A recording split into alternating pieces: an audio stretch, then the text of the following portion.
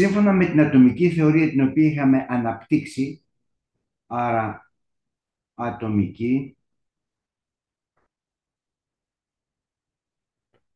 θεωρία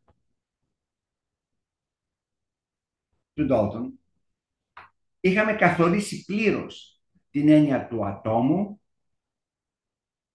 την έννοια του στοιχείου, την έννοια της ένωσης και την έννοια της επαγόμενης δραστικότητας σε επίπεδο χημικών αντιδράσεων. Απόρρια των εξελίξεων που αναφέραμε σχετικά με το πώς αυτή η ατομική θεωρία θα μπορούσε να εφαρμοστεί και στη συνέχεια να εξελιχθεί ούτως ώστε να ερμηνεύσει νέα φαινόμενα της εποχής εκείνης, φτάνουμε στο 1897, όπου εκεί ο J.J. Thomson με το πολύ βασικό πείραμα της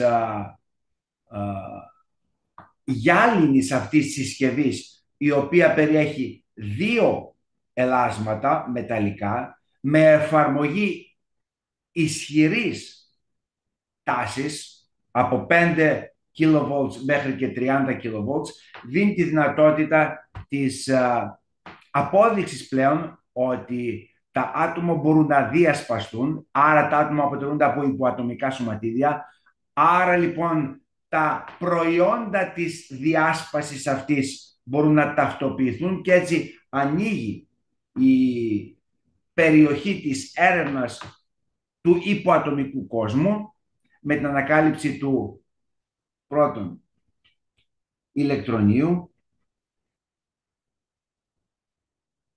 δεύτερον του πρωτονίου,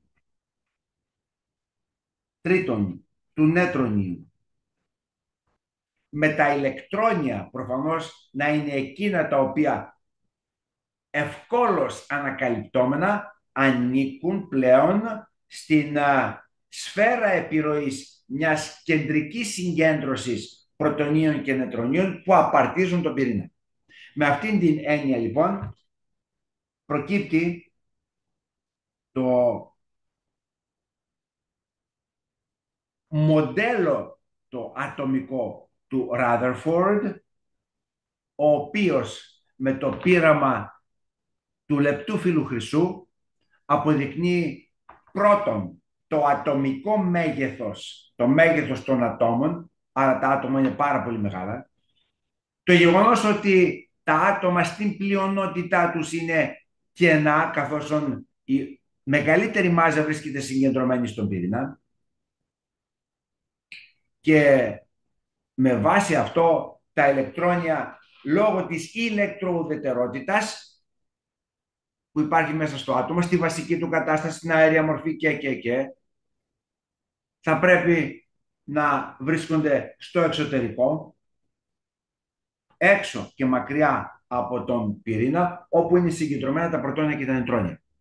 Με βάση αυτό λοιπόν, παιδιά, είχαμε πει ότι θα πρέπει να υπάρχει κάποιος λόγος για τον οποίο πρωτόνια και νετρόνια βρίσκονται συγκεντρωμένα στον πυρήνα του ατόμου.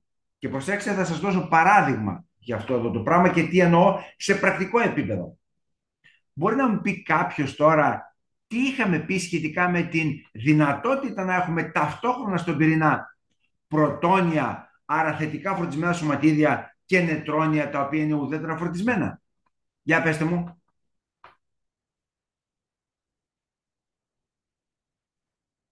Τι λέτε?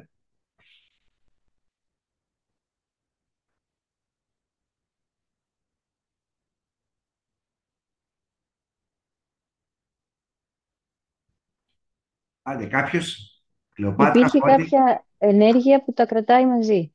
Ωραία. Αυτή η ενέργεια πώς την ονομάσαμε, παιδιά? Πυρηνική ενέργεια σύνδεσης. Πολύ ωραία. Αυτή η πυρηνική ενέργεια σύνδεσης από τι προκύπτει?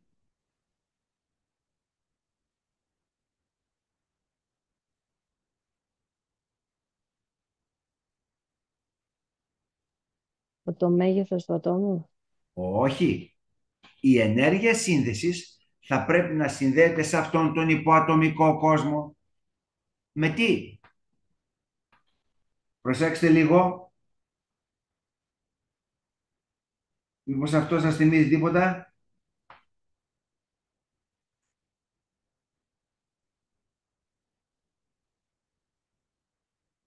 Ενέργεια, μάζα.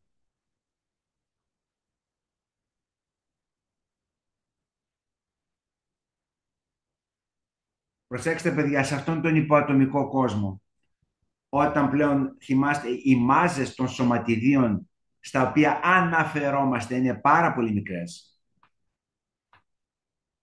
9,1 επί 10 στη μείον 31η χιλιόγραμμα για το ηλεκτρόνιο, και με το πρωτόνιο να είναι 1836 φορές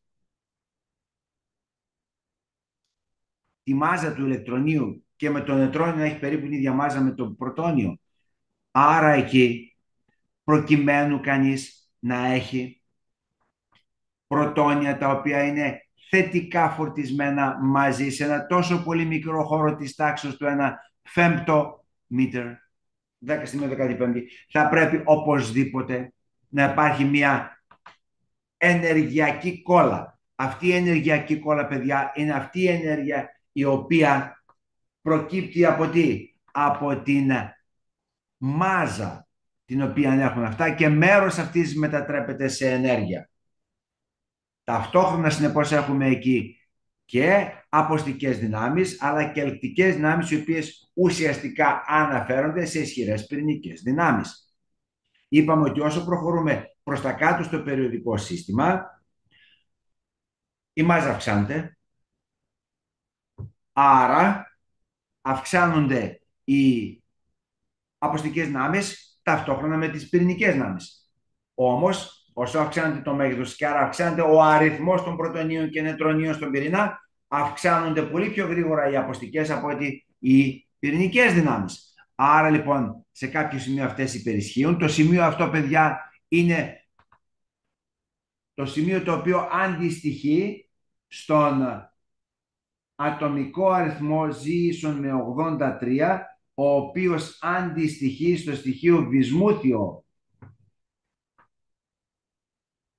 Από εκεί και πέρα πλέον αρχίζει να αναδύεται η εγγενής αστάθεια των πυρήνων των ατόμων, με αποτέλεσμα να φτάνουμε στα υπερουράνια στοιχεία, όπου εκεί είναι εμφανής η αστάθεια αυτή μέσω του φαινομένου της ραδιενέργειας, συνδεόμενη προφανώς με το φαινόμενο της μεταστοιχίωσης. Είναι κατανοητό αυτά, παιδιά? Ναι. Πολύ ωραία. Προχωρούμε λοιπόν στη βάση αυτήν, και με βάση το ατομικό πρότυπο, με το πρότυπο δηλαδή του ατόμου, πάμε να δούμε τώρα πώς αυτό το πρότυπο θα μπορέσει να εκφράσει, αν θέλετε, τον μακρόκοσμο. Τον μακρόκοσμο, πολύ σημαντικό αυτό. Δεδομένου ότι ο μακρόκοσμος αποτελείται από τον μικρόκοσμο, που ουσιαστικά αντικατοπτρίζεται στα άτομα των στοιχείων. Αλήθεια, πώς θα μπορούσε κανείς να προσεγγίσει κάτι τέτοιο? Αλήθεια, πώς θα μπορούσε κανείς να δει σε επίπεδο μικροσκοπικό αυτό το οποίο βλέπουμε εμείς σε επίπεδο μακροσκοπικό με τα μάτια που έχουμε? Υπάρχει κάποιο φαινόμενο το οποίο να κεντρίζει το ενδιαφέρον μας και άρα την περιέργειά μας να καταλάβουμε από τι αποτελούνται τα άτομα? Η απάντηση είναι ναι. Τι είναι αυτό, παιδιά? Κάτι πάρα πολύ απλό. Το φως. Το φως. Κλεοπάτρα, τι συμβαίνει όταν πηγαίνεις εσύ κάθε χρόνο το Πάσχα στην Ανάσταση? Τι βλέπεις εκεί εσύ στον ουρανό? Τι γίνεται? Τα βεγγαλικά. Τα βεγγαλικά. Τα βεγγαλικά από τι χαρακτηρίζονται, τι βλέπεις και σου αρέσει τόσο πολύ? Η λάμψη που έχουν, το φως, τα χρώματα. Τα χρώματα, αλήθεια, τα χρώματα αυτά, κατά τη γνώμη σου, πού οφείλονται? Πού οφείλονται? Ναι, δεν είσαι ειδικό, άρα θα Ναι. χρησιμοποιήσεις απλή λογική. Στο μηχανισμό, δεν μπορώ να το εξηγήσω, δεν νομίζω ότι μπορώ να Μα το μπορείς, εξηγήσω. μπορείς Κλεοπάτρα, γιατί απλούστατα εκείνο το οποίο βλέπεις είναι ότι κάποια ουσία λαμβάνει ενέργεια από το εξωτερικό περιβάλλον. Τι θα πει αυτό? Αυτό σημαίνει ότι βάζεις φωτιά στο βεγγαλικό. Έτσι δεν είναι? Ναι, ναι, ναι. Και αυτό βλέπεις ότι εκτινάσεται και πηγαίνει επάνω στην ατμόσφαιρα, όπου εκεί πλέον βλέπεις εσύ τα διάφορα σχέδια με τα διάφορα χρώματα. Αυτό σημαίνει ότι αυτό αντικατοπτρίζει τη φύση, άρα τη σύσταση της ουσίας σε άτομα. Μμμ. Άρα, όταν εσύ προσφέρεις αυτήν την ενέργεια με το να βάλεις φωτιά στο βεγγαλικό, ουσιαστικά προσφέρεις την ενέργεια στα άτομα της ουσίας η οποία απαρτίζει το βεγγαλικό. Άρα, το φως το οποίο εκπέμπεται πρέπει να συνδέεται με τη σύσταση της ουσίας. Άρα, με τη φύση των ατόμων που αποτελούν την ουσία. Άρα, με την ενέργεια την οποία αποκτούν τα άτομα της ουσίας αυτής στην οποία προσφέρεται η ενέργεια, δηλαδή όταν το βάζεις στη φωτιά. Και όταν αυτά ανεβαίνουν εκεί και βλέπεις εσύ τη λάμψη, ουσιαστικά βλέπεις τι? Το φως το οποίο εκπέμπεται καθώς να απορροφάται η ενέργεια αυτή. Άρα φως θα πρέπει οπωσδήποτε να συνδέεται με τι? Με τη φύση του ατόμου, άρα την ατομική δομή. Είναι αντιληπτό αυτό, παιδιά? Μμ? Ναι. Ναι, ναι, τώρα που το εξηγήσω. Μάλιστα. Πάμε να το προχωρήσουμε τώρα πιο βαθιά. Αν αυτό ισχύει, τότε θα πρέπει να ισχύει αυτό για όλο το ηλεκτρομαγνητικό φάσμα. Από τις ακτίνες γάμα μέχρι τα κύματα ραντάρ. Αυτό σημαίνει ότι θα πρέπει να συνδέσουμε αυτές τις χρωματικές αλλαγές με τη δομή του ατόμου. Δεύτερο παράδειγμα. Για πες μας, Λίδα, τι γίνεται μετά τη βροχή όταν αρχίσει και βρέχει? Τι βγαίνει? Το ουράνιο τόξο. Τι είναι το ουράνιο τόξο, Λίδα? Για πες μας. Χρώματα στον ουρανό. Τα οποία προκύπτουν από πού?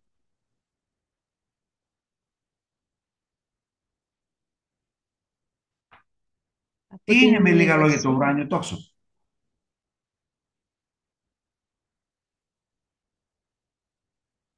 Φώτη, τι λες?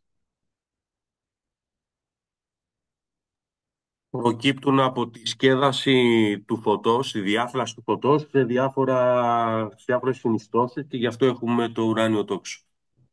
Άρα λοιπόν προκύπτει από τι? Από ένα φαινόμενο, το φαινόμενο της διάθλασης του φωτός, αλλά πάλι φως. Ποιο φως? Το ηλιακό φως. Το οποίο περνάει μέσα από κάθε σταγόνα βροχής η οποία υπάρχει στην ατμόσφαιρα. Και άρα λοιπόν, εκεί τι βλέπεις, Φώτη? Βλέπεις τα διάφορα φώτα, από το μπλε μέχρι το... Διόδες. α, βλέπεις πράσινο, κόκκινο, και έχει διάφορα, και δεν είναι? Ναι. Τώρα, Φώτη, τι παράξενο υπάρχει στο ουράνιο τόξο με τα χρώματα?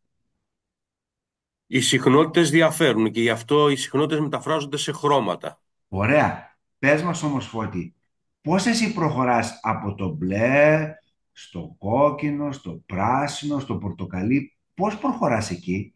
Τι βλέπουν τα μάτια σου? Υπάρχει δηλαδή διακριτή αλλαγή από το ένα στο άλλο, ή είναι μια συνεχής αλλαγή η οποία οδηγεί από το ένα στο άλλο? Είναι ένα συνεχές φάσμα. Είναι μια συνεχής μεταβολή η οποία οδηγεί από το ένα στο άλλο. Αχα. Μάλιστα. Εδώ όμως, παιδιά, τι έχουμε? Στην περίπτωση των ατόμων τα οποία έχουν συγκεκριμένη σύσταση, εκείνο το οποίο παρατηρεί κάποιος όταν ρίχνει ενέργεια, άρα ρίχνει φως πάνω σε αυτά, είναι ότι αυτό εκπέμπει σε διακριτά μήκη κύματος, σε διακριτές ενέργειες. Άρα τα χρώματα που αντιστοιχούν σε αυτά τα διακριτά επίπεδα είναι διακριτά. Άρα δεν είναι συνεχή. Άρα όταν εμείς βλέπουμε χρώμα που προέρχεται από άτομα μιας ουσίας, αυτό αποτυπώνεται με διακριτότητα ενεργειών που αντιστοιχούν σε αυτά τα χρώματα και άρα προφανώς σε διακριτότητα επιπέδων ενεργειών από τα οποία εκπέμπεται αυτή η ενέργεια. Άρα υπάρχει μια διαφορά εδώ. Αυτό το βλέπουμε αρκετές φορές και έξω στη φύση. Πού? Για πες μας, βρε Φώτη, όταν δεν έχει σύννεφα, τι χρώμα έχει ο ουρανός? Έχει το γαλάζιο, το οποίο ουσιαστικά δεν απορροφάται και αυτό εκπέμπεται. Εκπέμπει. Αυτό που μόλις τώρα ανέφερες, Φώτη, οφείλεται σε μια μεγάλη θεωρία, η οποία ονομάζεται θεωρία του Ρέιλι.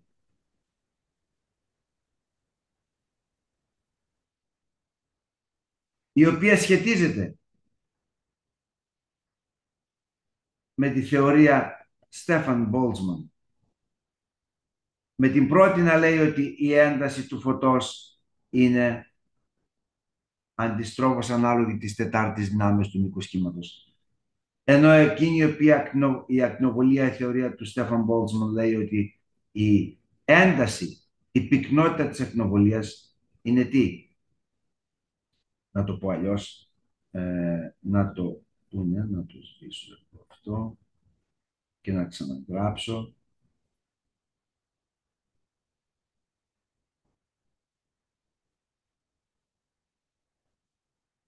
Είναι απευθείας ανάλογη της τετάρτης δυνάμεως της θερμοκρασίας.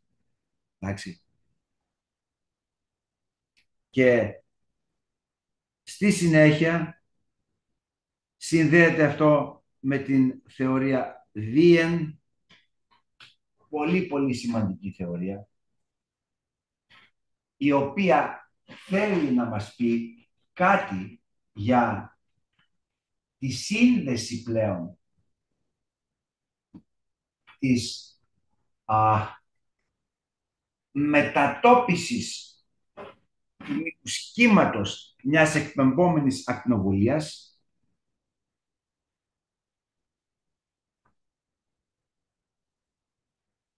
η οποία είναι αντιστρόφως ανάλογη της θερμοκρασίας.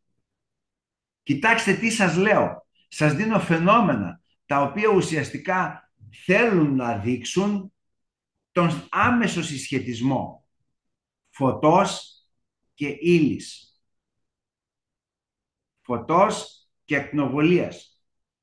Και ως εκ τούτου θέλουν να αντικατοπτρίσουν τον άμεσο συσχετισμό χρωμάτων με τη δομή των ατόμων μιας ουσίας. Σας έδωσα 3 νόμους: Ρέιλι, Στέφαν Μπόλτσμαν, Wien.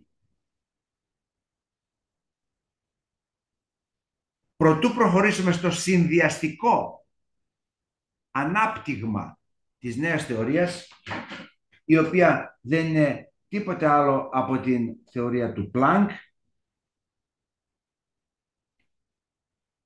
την οποία είχαμε αναφέρει, νομίζω, στο προηγούμενο μάθημα. Θα ήθελα να μου πείτε το εξής. Το απόγευμα, όταν δει ο ήλιος, τι χρώμα έχει?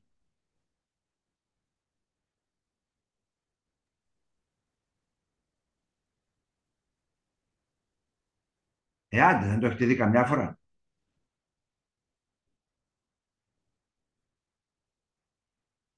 Τι χρώμα έχει ορίζοντας? Το καλοκόκκινο.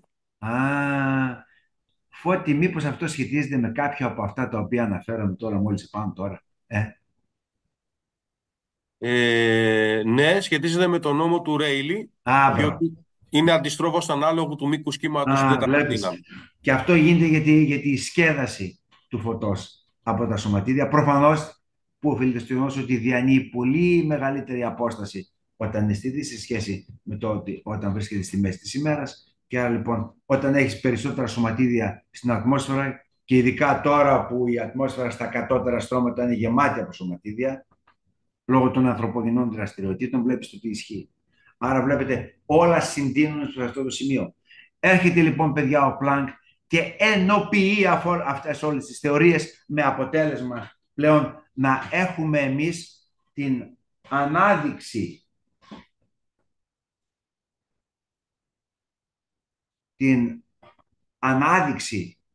της κβαντικής θεωρίας. Νάτος, αυτός είναι ο Μπορ φυσικά. Έχουμε την ανάδειξη της κβαντικής θεωρίας, όπου εκεί ο Πλάνκ τι λέει? Ότι όταν εμείς παίρνουμε ένα σώμα, το θερμαίνουμε, η διακριτή εμφάνιση χρωμάτων μαρτυρεί τα διακριτά επίπεδα ενέργειας από τα οποία εκπέμπεται η ακτινοβολία, που αντικατοπτρίζει την φύση των ατόμων που αποτελούν την ουσία, η οποία υφίσταται το φαινόμενο αυτό της θέρμανσης. Και έτσι εμφανίζεται ο κβαντισμός, έτσι εμφανίζεται η κβάντωση, και έτσι εμφανίζεται από τη θεωρία του Πλάνκ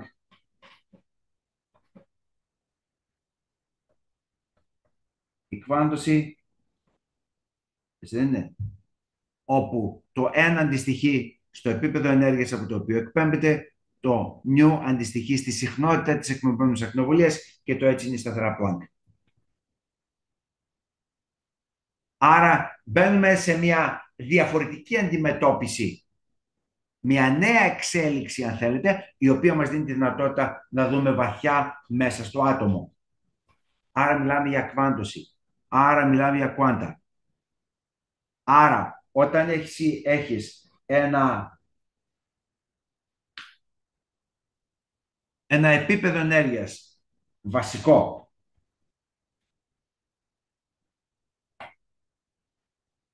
και αυτό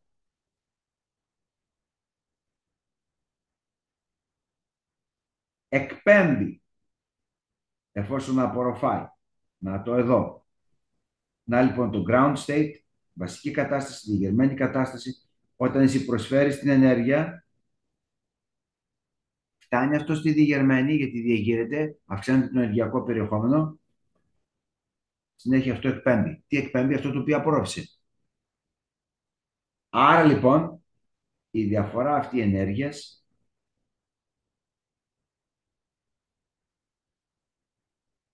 αν αυτό είναι H νιου, αυτό θα είναι 2H νιου. Άρα η διαφορά θα είναι 2H νιου minus H νιου ίσον με H νιου, και άρα αυτή θα είναι η μονάδα ενέργειας εκπαιμβόμενης ακτινοβολίας. Κατά αντιστοιχεία και προς το φόντο. Αυτό δεν είναι τίποτε άλλο από το quantum, το οποίο σε ενεργειακό επίπεδο δεν είναι τίποτε άλλο από αυτό το οποίο τώρα εμείς ξέρουμε ως φωτόνιο. Τι σας περιέγραψα εγώ, παιδιά, μόλις τώρα? Εκείνο το οποίο σας περιέγραψα, παιδιά, είναι η απόδειξη της δουλειάς που έκανε ο Πλάνκ, και αυτή η απόδειξη, παιδιά, έρχεται από τον Άινστάιν, ο οποίος τώρα δείχνει ότι ενεργειακά πλέον σωματίδια, τα φωτόνια με μάζα ηρεμίας 0, ενέργεια, την ενέργεια H, είναι δυνατόν να συνδέονται και να αντικατοπτρίζουν την φύση της οποιασδήποτε ακτινοβολίας προσπίπτει πάνω σε ένα σώμα, από το οποίο στη συνέχεια θα αποσπαστούν υποατομικά σωματίδια, τα οποία θα φέρουν τα χαρακτηριστικά αυτής της ενέργειας. Μόλις τώρα σας περιέγραψα το φωτοηλεκτρικό φαινόμενο.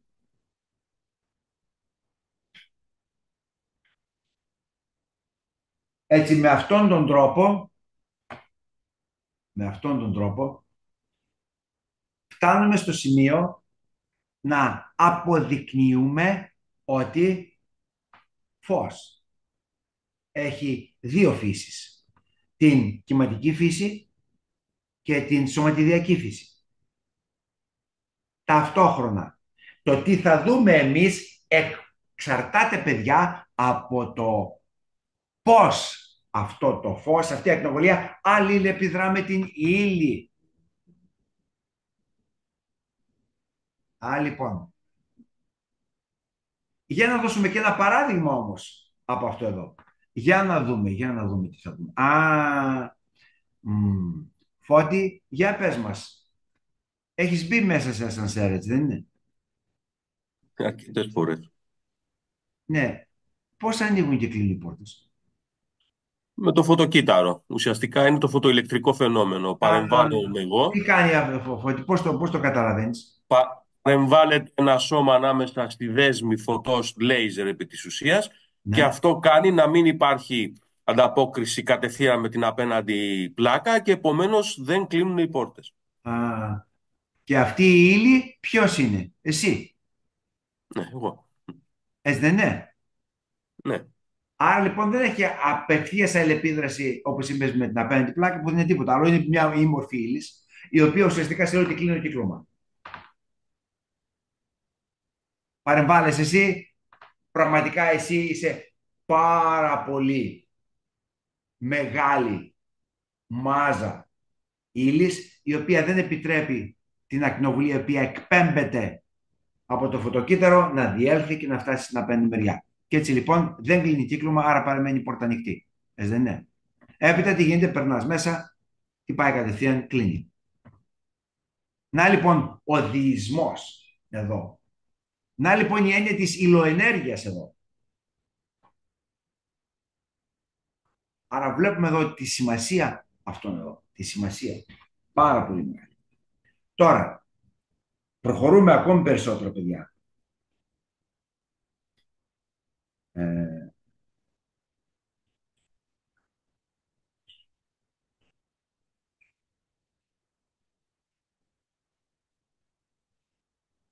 Για να τα σβήσουμε αυτά.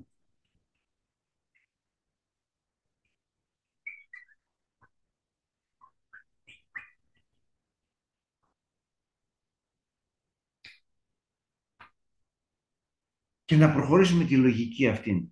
Πώς την προχωρούμε αυτήν η λογική? Πρώτον, θα πρέπει λίγο να εντρυφήσουμε στην έννοια της κυματικής φύσης του φωτός. Φως. Κύμα.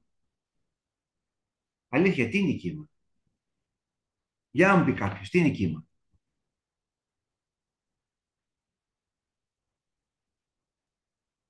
Είναι μια διαταραχή ουσιαστικά Πολύ που σωστά. επί της ουσίας αυτή η διαταραχή είτε χρειάζεται ένα μέσο είτε όχι, γιατί και στο κενό υπάρχει ηλεκτρομαγνητική ακτινοβολία που δεν υπάρχει ουσιαστικά ένα μέσο. Και κύμα Αυτή η λοιπόν διαταραχή τι κάνει, Φώτη? Πρόσεξε λίγο. Χρησιμοποίησε ένα παράδειγμα. Πρέπει να δίνουμε παραδείγματα, παιδιά, εδώ. Χρησιμοποίησε, Φώτη, το παράδειγμα που πας εσύ στη θάλασσα και πετάς μια πέτρα. Τι βλέπεις? ομόκεντρους κύκλους ουσιαστικά ναι. Οι οποίοι τι κάνουν? ε, Ταξιδεύουν. ταξιδεύουν, ναι. Άρα εσύ τι έκανες με το να ρίξεις μια πέτρα μέσα στη θάλασσα? Έκανα μια Προκάλεσες διαταραχή. μια μεταβολή του μέσου. Ναι. Έτσι δεν είναι? Ναι. Άρα μια διαταραχή. Και η διαταραχή αυτή μεταδίδεται στο μέσον στο οποίο προκλήθηκε. Να λοιπόν η έννοια του κύματος. Άρα προφανώς κάθε μια τέτοια έννοια θα πρέπει οπωσδήποτε να...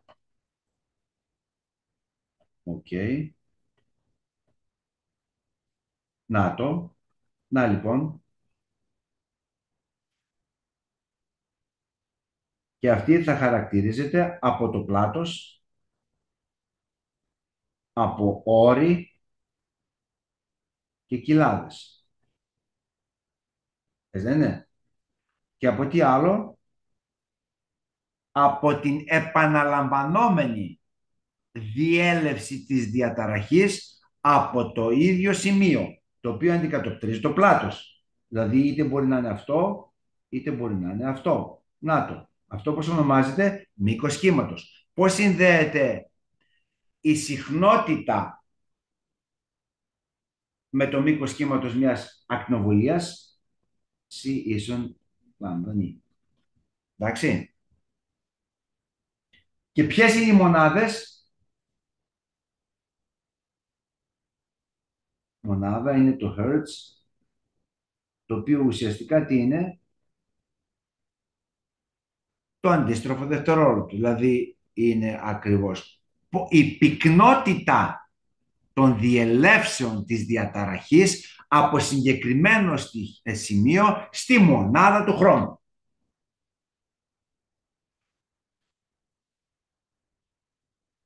Αυτό, Φώτη, εσύ το βλέπεις κάθε μέρα? Καθόλου. Στην ουσία, ό,τι ακούμε από το ραδιόφωνο έχει αυτή την εφαρμογή. Μπράβο, για πήγαινε στο ραδιόφωνο, Φώτη. Τι γίνεται εκεί στο ραδιόφωνο? Λέει εσύ 94,5, 95,5. Τι θα πει αυτό? Αυτό σημαίνει ότι ουσιαστικά η συχνότητα που μπορείς να ακούσεις το συγκεκριμένο σταθμό πρέπει να συντονιστείς με τη συχνότητα αυτού του σταθμού για να τον ακούσεις στην ουσία. Πολύ ωραία. Άρα λοιπόν βλέπουμε εδώ χαρακτηριστικά κύματων, άρα κυματικής ακτινοβολίας, η οποία εκπέμπεται από φως όταν τα άτομα μιας ουσίας διεγείρονται από προσφορά ενέργειας προς το σύστημα αυτό, έξωθεν. Άρα τα εκπεμπόμενα αυτά επίπεδα ενέργειας καταγραφόμενα μέσα στο ορατό φάσμα σου δίνουν γραμμές και όχι συνέχεια. Να λοιπόν η διαφορά μεταξύ ποιανού, Φώτη, είπαμε, έξω στη φύση? Του φωτός. Ναι, Του ορατού. ποιο φαινόμενο? Του Της ουρανίου διάδρασης. Ναι. από τα βεγγαλικά. Δεν ναι.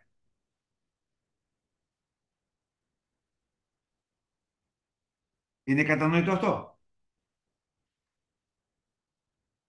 Άρα ουσιαστικά εμείς στο ουράνιο το έξω έχουμε μια συνεχή μεταβολή χρωμάτων, ενώ στην περίπτωση των ατόμων, τα οποία απαρτίζουν μια ουσία, έχουμε τι? Διακριτά επίπεδα, άρα τα φάσματα τα οποία παίρνουμε εμείς δεν είναι συνεχή, αλλά είναι γραμμικά.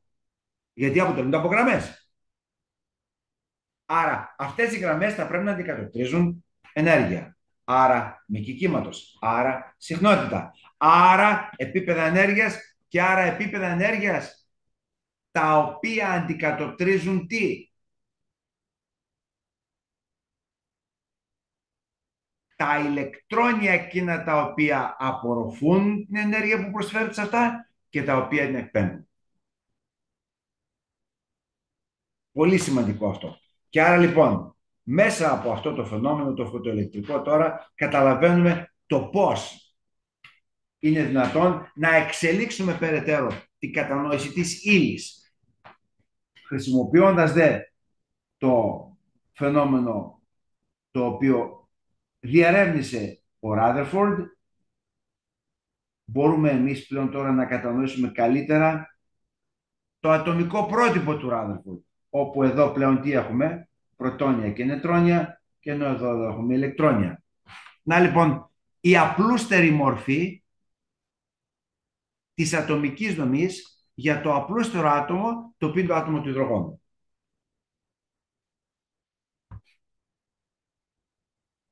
Όμως προσέξτε, εδώ υπάρχουν και προβλήματα. Ο Rutherford τα έδωσε καλά αυτά εδώ πέρα, αλλά έχουμε όμως προβλήματα. Ποια είναι τα προβλήματα τα οποία ανακύπτουν? Προσέξτε, τα ηλεκτρόνια περιστρέφονται γύρω από τον πυρήνα. Εντάξει. Και άρα λοιπόν σε ένα τέτοιο ατομικό πρότυπο οι τροχές είναι κυκλικές. Έτσι δεν είναι?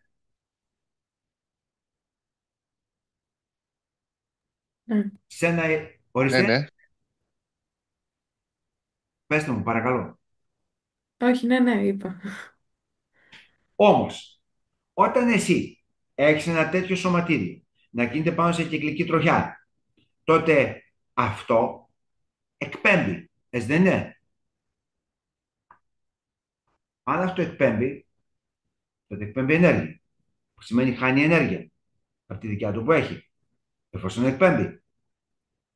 Εάν λοιπόν η συνεχής εκπομπή ακτινοβολίας είχε ως αποτέλεσμα την απώλεια ενέργειας, τότε η απώλεια ενέργειας θα συνδεόταν με μείωση της ακτίνας της τροχιάς στην οποία βρίσκεται το ηλεκτρόνιο από τον πυρήνα. Αυτό σημαίνει ότι θα έπεφτε κάποτε το ηλεκτρόνιο πάνω στον πυρήνα. Πόσο γρήγορα θα έπεφτε? Μα αυτό εξαρτάται από το μέγεθος του ατόμου.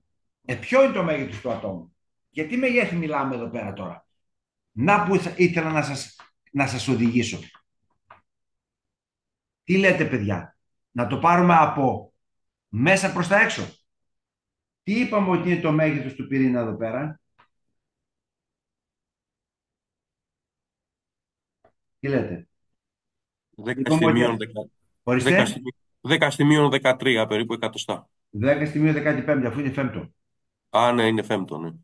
10 στη μείον 15 μήτρες. Εντάξει. Τα ηλεκτρόνια, παιδιά, εδώ, ξέρετε πόσο μακριά είναι? Τι διαστάσεις μιλάμε εδώ πέρα? Εδώ, παιδιά, μιλάμε για διαστάσεις του 10 στη μείον 10 του μέτρου. Βρε Φώτη, πες μου ρε παλικάρι μου, τι θα πει αυτό το πράγμα?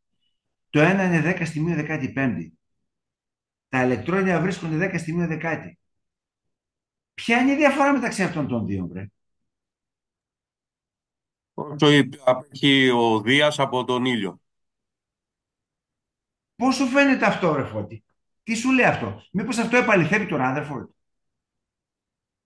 Πράγματι τον επαληθεύει στην ουσία, Σημαίνει γιατί ότι είναι κενό το άτομο. είναι κενό. Που σημαίνει τι? Ότι εσύ, πού βρίσκεσαι, Φώτη, τώρα? Για πες μας, πού είσαι? Στο σπίτι μου. Πού? Στον Πειραιά. Στον Πειραιά. Αν λοιπόν ο πυρήνας βρίσκεται στον Πειραιά, το ηλεκτρόνιο, Φώτη, πού είναι? Μήπως είναι κάπου κατά Θήβα? Και περίπου. Και πιο Έχεις παραπάνω. διαφορά 100.000, 100.000, ναι. Βλέπεις, 5 τάξεις μεγέθους. Για βάλ το αυτό, βρε, στο μυαλό σου, βρε Φώτη. Πώς σου φαίνεται αυτό? Είναι ένας άλλος κόσμος, ένα άλλο σύμπαν. Είναι δυνατόν να έχεις τον πυρήνα εσύ εκεί στον Πειραιά και το ηλεκτρόνιο να είναι κατά Θήβα, κατά Λιβαδιά πέρα, και να κρατιέται με τόσο ισχυρές δυνάμεις σε τόσο μεγάλες αποστάσεις? Πώς σου φαίνεται αυτό, ρε Φώτη? Άμα λάβουμε υπόψη ότι οι ηλεκτροστατικές είναι πάρα πολύ δυνατές δυνάμεις σε σχέση τουλάχιστον με τη βαρυτική, και αν δεν λάβουμε υπόψη και την κβαντομηχανική θεώρηση που υπάρχει νέφος ηλεκτρονίων, τότε μιλάμε για πολύ μεγάλη δύναμη, η ηλεκτρική δύναμη που συγκρατεί τα Άρα ηλεκτρόνια. λοιπόν, Φώτη, καταλαβαίνεις τι σημαίνει τώρα να έχεις τη δυνατότητα εσύ να διασπάς το άτομο κατά ελεγχόμενο τρόπο και να εκμεταλλεύεσαι την ενέργεια αυτή. Καταλαβαίνεις τώρα γιατί αναπτύσσονται όλοι αυτοί οι αντιδραστήρες που είναι βασικά σε επίπεδο ατόμου, ατομικοί αντιδραστήρες, οι πυρηνικοί αντιδραστήρες για την παραγωγή ενέργειας. Άρα μπορείς να φανταστείς, Φώτη, πάρ' το ανάποδα τώρα. Αντί να κάνεις διάσπαση ατόμου, να κάνεις σύνδεξη, που είναι η καθαρότερη μορφή ενέργειας. Τι εφαρμογές έχει αυτό? Να λοιπόν τώρα που αντιμετωπίζουμε ένα πρόβλημα. Άρα εσύ, Φώτη, όταν έχεις ένα τέτοιο ηλεκτρόνιο, σύμφωνα με το ατομικό πρότυπο του Rutherford, να δουλεύει έτσι, αυτό σε πόση ώρα θα πέσει μέσα στον πυρήνα, ρε Φώτη, αφού είναι 10 στη μείον 10? Άρα κάπου εκεί. 10 στη μείον 10, δηλαδή πολύ γρήγορα. Μα αν ισχύει αυτό, τότε δεν υπάρχει άτομο. Μα το άτομο υπάρχει. Άρα λοιπόν θα πρέπει οπωσδήποτε να υπάρχουν περιορισμοί στην κβάντωση που να είναι σχετική με αυτό που λέει η ίδια η έννοια κβάντωση. Και να λοιπόν που έρχεται τώρα ο Μπορ. Έρχεται ο Μπορ, ο οποίος λέει ότι δίνει ουσιαστικά συνθήκες περιοριστικές που είναι συμβατές με τη θεωρία του Πλάνκ, με το διεισμό τις ακτινοβολίες και περιγράφει το ατομικό πρότυπο. Ποιες είναι αυτές οι συνθήκες?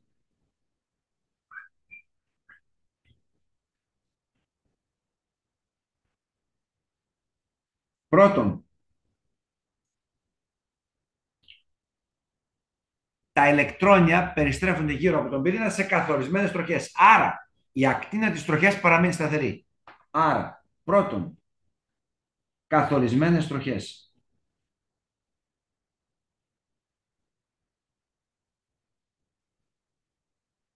Δεύτερον, ενέργειες που αντιστοιχούν στις τροχές αυτές είναι σταθερές. Δεν αλλάζουν. Τρίτον, υπάρχει δυνατότητα το ηλεκτρόνιο να αλλάξει ενεργειακό επίπεδο, είτε με πρόσληψη ενέργειας, άρα να πάει σε ψηλότερη ενεργειακή στάθμη, είτε με υποβάθμιση ενέργειας να εκπέμψει. Αυτό μπορεί να λάβει χώρα όταν το ηλεκτρόνιο συνεπώς μεταπηδά από μία τροχιά σε μία άλλη. Έτσι λοιπόν εισάγει εδώ ο Μπορ την έννοια της ενεργειακής μετάπτωσης. Εντάξει. Προσέξτε λίγο. Αυτά εδώ πέρα ακούγονται και είναι αρκετά αξιωματικά. Το ερώτημα είναι, αυτά μπορούν να αποδειχθούν? Η απάντηση είναι ναι. Έχει κανείς κάποια ιδέα το πώς θα μπορούσε να αποδειχθεί αυτό?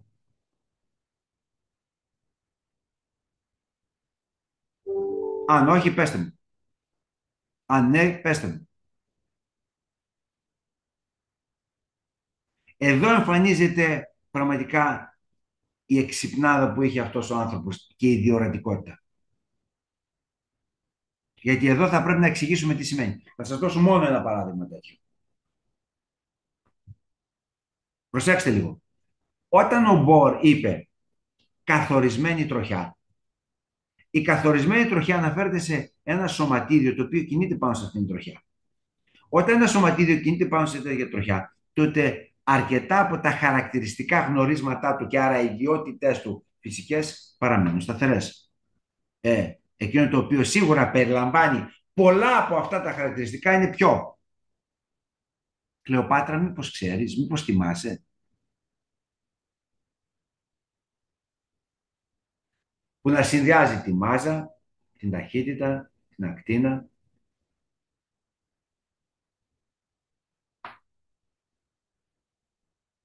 Ότι. Μιλάμε τώρα για κλασική φυσική. Ναι, για πες. Ναι, φυσικά, κλασική φυσική. Πότε μήπως θυμάσαι τι είναι αυτό? Ναι, αυτό είναι η στροφορμή.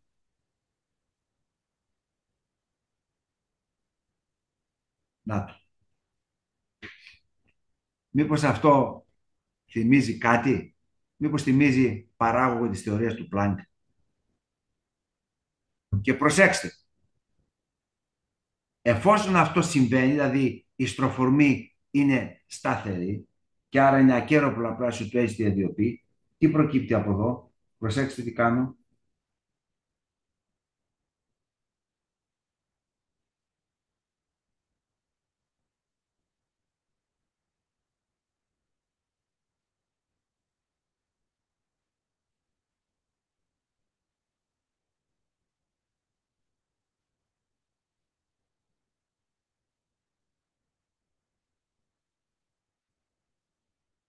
Φώτη, τι θα πει αυτό? Εδώ πέρα είναι ένας συγκερασμός κλασικής φυσικής και κβαντικής φυσικής. Γιατί στην ουσία παντρεύει το μήκος κύματος με ουσιαστικά την ακτίνα, το μήκος του κύκλου. Σημαίνει τι αυτό, Φώτη? Ότι οι τροχές είναι Είναι σταθερές. κβαντισμένες. Είναι εκφαντισμένες. Αυτό ταυτόχρονα οδηγεί σε κάτι πάρα πολύ σημαντικό. Ποιο? Ότι εσύ είσαι αναγκασμένος κάτω από αυτές τις συνθήκες να εισάγεις έννοιες όπως είναι αυτή εδώ. Μα αυτή εδώ είναι το επόμενο της θεωρίας του Μπορ, το οποίο ανακαλύφθηκε από ποιον? Από τον Ντεμπρογί. Ναι. Έτσι δεν είναι? Ότι δηλαδή, τι? Ότι λάμδα ίσον h δια π. Να λοιπόν ο διεισμός. Μήκος κύματος, ύλη. Βλέπετε. Και αυτό εισάγεται εδώ. Και όπως βλέπετε εδώ η τροχιά είναι σταθερή. Να οι τροχές. Και άρα λοιπόν εσύ τώρα, πρόσεξε, συνεχίζω τη σκέψη μου τώρα. Αν αυτό είναι αλήθεια, κοιτάξτε πού θα σας οδηγήσω τώρα.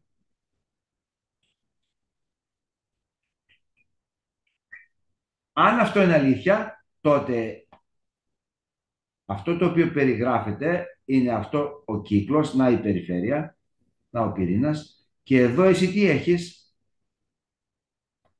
Όχι εδώ, πού είναι αυτό? Οκ. Πού είναι βρε το χρώμα? Εδώ, να το. Λοιπόν, τι γίνεται? Το κύμα αυτό τι θα είναι? Προσέξτε, να το.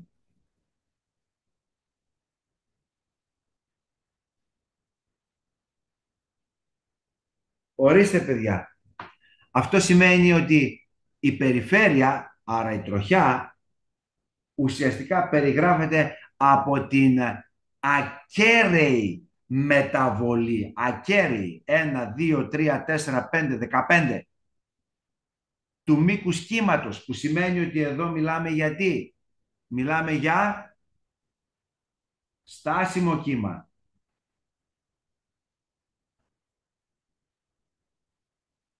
Βλέπετε.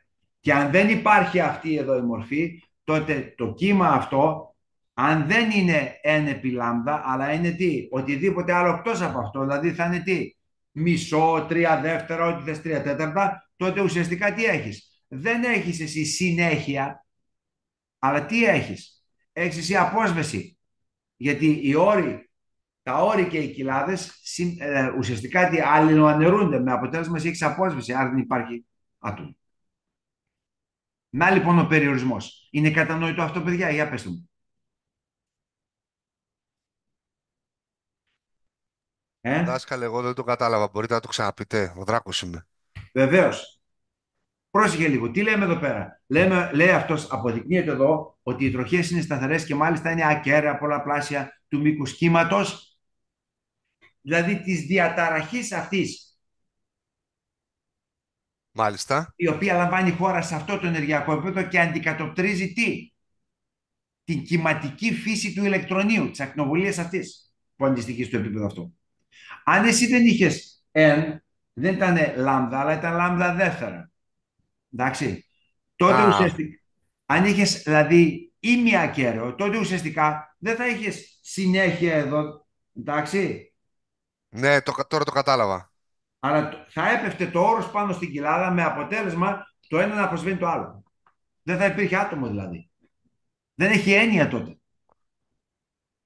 Και φυσικά από εδώ θα μπορούσα άνετα να σας αποδείξω ποιο πράγμα? Το επόμενο.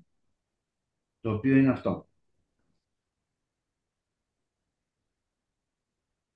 Ότι ουσιαστικά έχοντας εμείς δεχθεί μια τέτοια κατάσταση, η στροφορμή είναι εκφαντισμένη πλέον. Καταλάβατε τι γίνεται?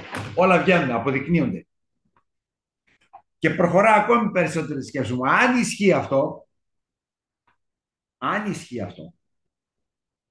τότε, για να σβήσω από εδώ,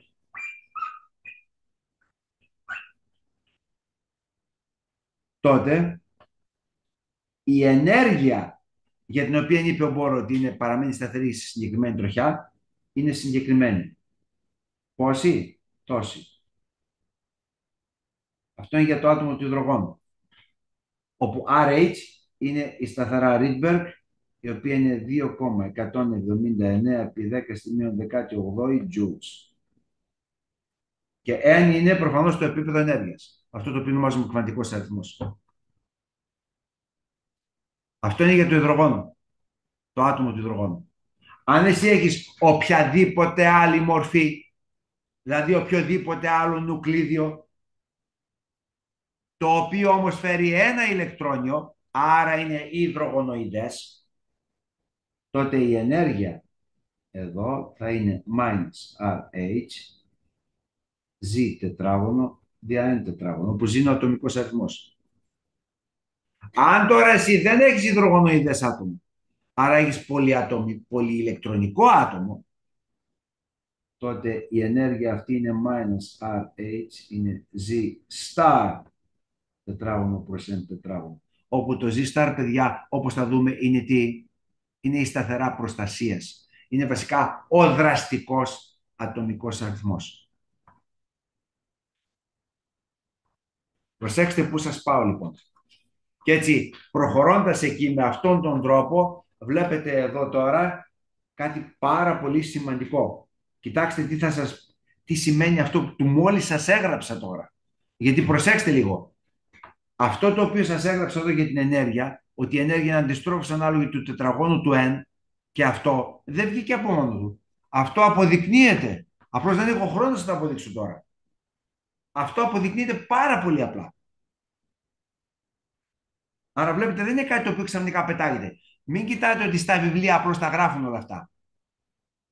Εκείνο το οποίο, παιδιά, εγώ σας δίνω αυτή τη στιγμή, όπως το παρουσιάζω φυσικά περισσότερο εκτεταμένα και εδώ στο Πολυτεχνείο όταν κάνουμε τα μαθήματα αυτά, είναι ότι δίνω ακριβώς στην ουσία και στη βάση ό,τι ακριβώς δίδασκε τόσο ο Πλάνκ όσο και ο Χέρτσμπεργκ, η επακόλουθη δηλαδή του Πλάνκ, στο Πολυτεχνείο του Βερολίνου το 1936. Αυτά πλέον δεν διδάσκονται. Απλώς τα πετάνε μέσα στα βιβλία.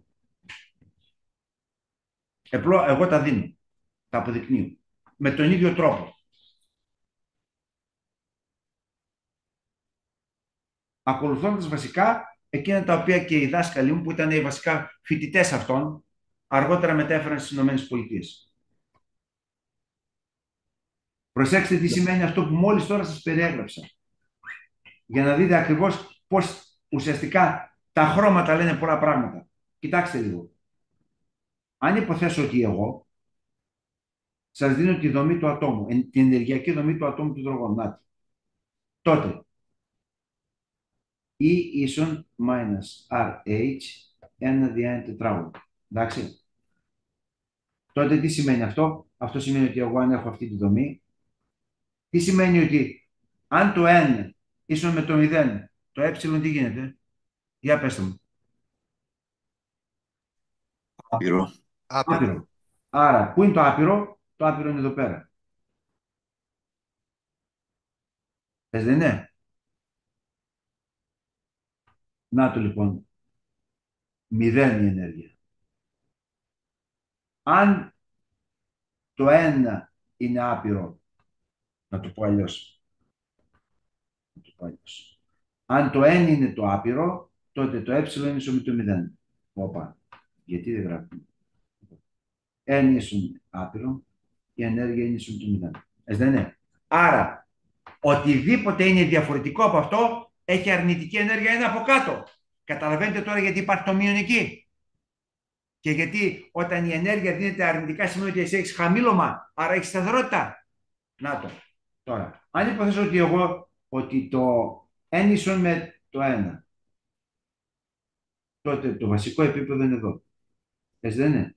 Πόσο είναι αυτό? RH. Μείον RH, εντάξει. Λοιπόν, τι σημαίνει αυτό το μείον RH? Αυτό σημαίνει σταθερότητα.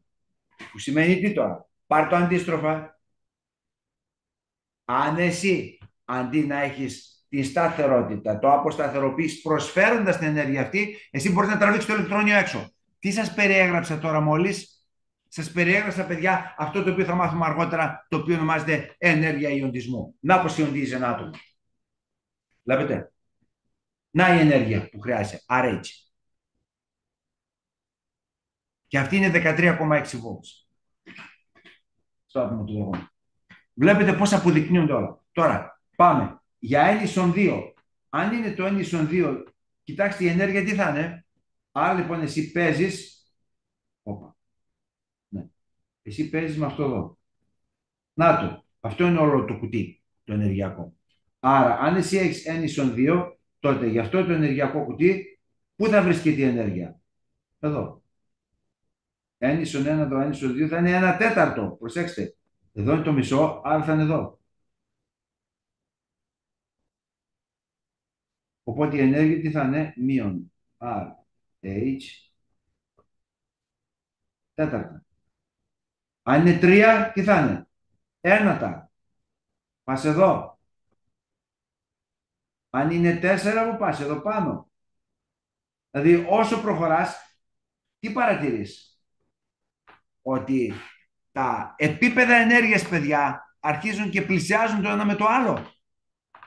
Άρα δεν είναι τα πράγματα τόσο πολύ απλά, όπως το νομίζει κανείς. Υπάρχει, βλέπετε, μη γραμμικότητα εδώ πέρα. Δεν είναι αναλογικά τα πράγματα. Και όσο προχωράς προς τα πάνω, προφανώς τα πράγματα αλλάζουν. Δηλαδή τα ενεργειακά επίπεδα πυκνώνουν μέχρι που φτάνεις που? Στο άπειρο, που εκεί πλέον υπάρχει τι? Το συνεχές φάσμα. Να λοιπόν η ασυνέχεια με τη συνέχεια. Άρα λοιπόν εσύ όταν έχεις από εδώ, εδώ, από όλες αυτές τις ενεργειακές καταστάσεις, έχεις συγκεκριμένες γραμμικές αντικατοπτρίσεις των ενεργειών, που σημαίνει συγκεκριμένο φάσμα. Αυτό είναι το φάσμα Lyman, οι γραμμές Lyman. Οτιδήποτε έχεις τώρα από εδώ, να το αλλάξω λίγο το χρώμα, εδώ, στη δεύτερη, είναι η Balmer. Η τρίτη,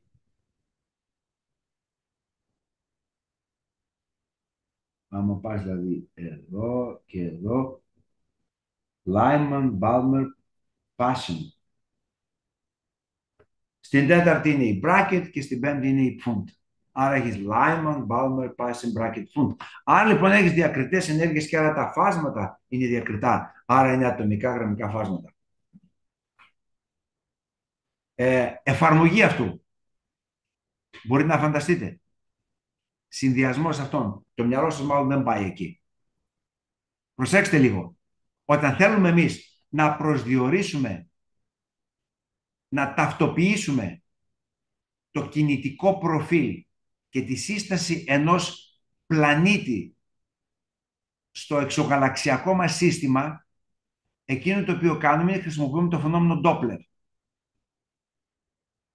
Όσο το φως το οποίο βλέπεις εσύ ως παρατηρητής να έρχεται από εκείνο το πλανητικό σύστημα προς εσένα πλησιάζει, άρα έχεις εκεί μετατόπιση του χρώματος και βασικά των γραμμικών φασμάτων, έχεις μετατόπιση προς το κόκκινο.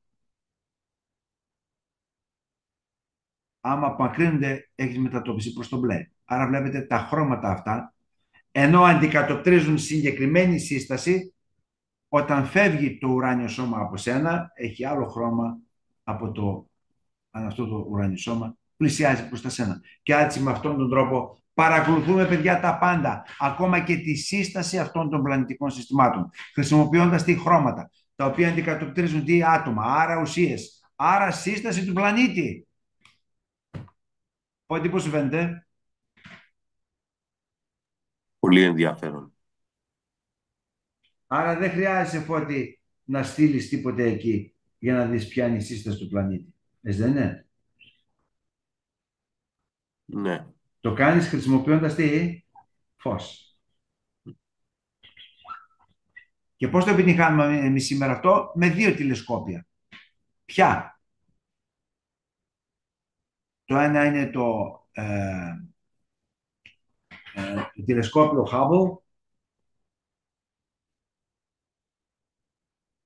Πού είναι? Ένα. Και το καινούριο, το οποίο είναι το Webb. Το ένα καλύτερα από το άλλο. Να λοιπόν, παιδιά, πόσο μεγάλη σημασία έχει αυτό. Και άρα βλέπετε, να το ορίστε, το βλέπετε εδώ πέρα. Ό,τι είπαμε, ακριβώς αυτό δείχνει το πράγμα. Άρα βλέπετε και αμεσότητα συσχετισμού μεταξύ της ακτίνας της τροχιάς με το επίπεδο τροχιάς, όπου το α εδώ είναι η ακτίνα του Bohr. Βλέπετε, ό,τι σας έχω αποδείξει δεν φαίνεται εδώ πέρα. Εντάξει. Να η ενέργεια για το άτομο με το R, αυτό το RH που σας είπα, το K εδώ είναι 2,179 επί 10 στην 180 joules. Από εκεί και πέρα οι μεταπτώσεις είναι πολύ απλές. Αποτέλεσμα αυτού είναι βασικά τι? Ότι θα πρέπει οπωσδήποτε τώρα να λύσουμε ένα πολύ σημαντικό πρόβλημα. Προσέξτε λίγο. Μέχρι εδώ τα πράγματα πάνε καλά. Αλλά εδώ, αν εσύ συνεχίσεις με αυτόν τον τρόπο, ουσιαστικά εσύ πατώνεις, τελμάτωσες. Δεν μπορεί να πας παραπέρα. Γιατί εκείνο το οποίο πας και κάνεις εδώ ουσιαστικά είναι ότι βλέπεις το ηλεκτρόνιο και άρα το άτομο να κάθεται μόνο του. Όταν έχεις ένα ηλεκτρόνιο στο υδρογόνο είναι καλά τα πράγματα. Αν πας στα 2, στα 3, στα 13 και στα 1013, τότε τι γίνεται? Εκεί έχεις και απόσταση μεταξύ τους, αλλά και έλξη από τον πυρήνα. Άρα ουσιαστικά το περιβάλλον του ηλεκτρονιού δεν είναι απλό, δεν είναι ένα κενό. Άρα εκεί θα πρέπει να επιστρατεύσεις ουσιαστικά την κυματική φύση του φωτός. Και άρα έτσι, παιδιά, η ανάγκη μας οδηγεί στο να χρησιμοποιήσουμε πλέον την κυματομηχανική και σε δεύτερο επίπεδο την κβαντομηχανική, ούτως ώστε να αντιληφθούμε το τι συμβαίνει σε ένα άτομο.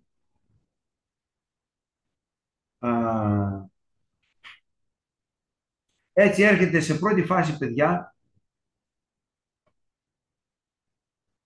ο Χάιζενμπεργκ,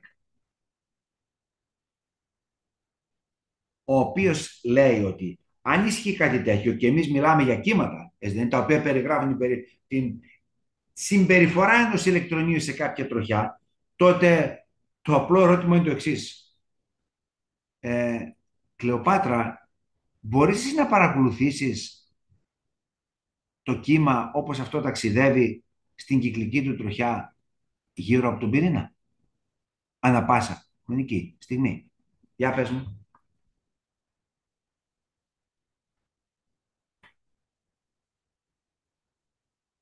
Ορίστε. Παίρνουμε ένα ημιτρονοειδές κύμα όπως είναι αυτό. Εντάξει. Η συνάρτηση είναι απλή. Ημίτονο ωμέγα τι πλάς. Για πες μου εδώ. Αυτό όταν ξεκινάει από το σημείο αυτό και πάει μέχρι το άπειρο. Εδώ πέρα. Εσύ πώς μπορείς να πεις ανά πάσα χρονική στιγμή που βρίσκεται αυτό? Μπορείς να το κάνεις αυτό, Κλεοπάτρα?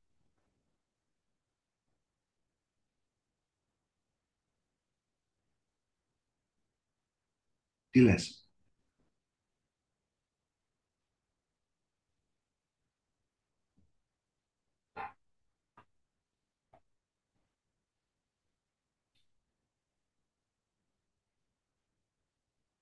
Γιάννη? Δεν γνωρίζω. Λογική. Αν εσύ πάρεις την πετρούλα, Γιάννη, και τη ρίξεις στη θάλασσα, μπορείς να παρακολουθήσεις και να πεις ανά πάσα χρονική στιγμή πώς μεταδίδεται ο κυματισμός αυτό από το σημείο που έπεσε η πέτρα μέχρι πέρα στο άπειρο? Μπορείς? Οπτικά ενδεχομένως ναι. Πώς? Λοιπόν, Ανά πάσα χρονική στιγμή, αφού είναι κύμα, διαδίδεται αυτό. Πες μου ανά πάσα χρονική στιγμή που θα βρίσκεσαι. Εδώ, πού? Είναι κύμα. όχι, δεν γνωρίζω. Δεν υπάρχει τέλος. Δεν υπάρχει συγκεκριμένη περίπτωση. Άρα έχεις εκεί ένα πρόβλημα. Έχεις μια αδυναμία προσδιορισμού της κατάστασης. Άρα, όταν έχεις εσύ το μηχανικό μοντέλο, το απλό φυσικό μηχανικό μοντέλο του Bohr, βασικά του Rutherford, το οποίο κινείται, και έχεις κλασική κίνηση εκεί ανά πάσα χρονική στιγμή μπορείς να πεις πού βρίσκεται αυτό. Ξέρεις και την ορμή, ξέρεις και την ενέργεια, ξέρεις τα πάντα. Εδώ έχεις κύμα. Όταν έχεις κυματική μετάδοση, δεν μπορείς να πεις ανά πάσα χρονική στιγμή πού βρίσκεσαι. Άρα έχεις πρόβλημα. Ή θα προσδιορίσεις το χρόνο στον οποίο συμβαίνει αυτό πολύ ακριβέστερα, ή τη θέση. Και τα δύο δεν γίνεται. Να λοιπόν πως έρχεται τώρα πλέον ο Χάιζενμπεργκ και λέει ότι ξέρεις τι,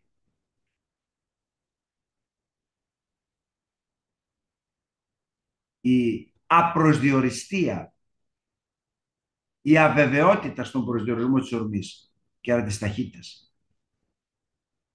σε σχέση με τον χρόνο είναι H4P. Να η αρχή της αβεβαιότητας, παιδιά.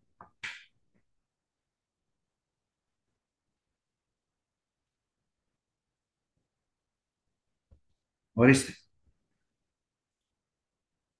Άρα δεν μπορείς ταυτόχρονα να προσδιορίσεις με την ίδια ακρίβεια την ταχύτητα, άρα την ορμή ενός σωματιδίου τέτοιου και τον χρόνο. Αν εσύ περιορίζεις την αβεβαιότητα στην ορμή, δεν μπορείς να την περιορίσεις στον χρόνο. Και αντίστοιχα.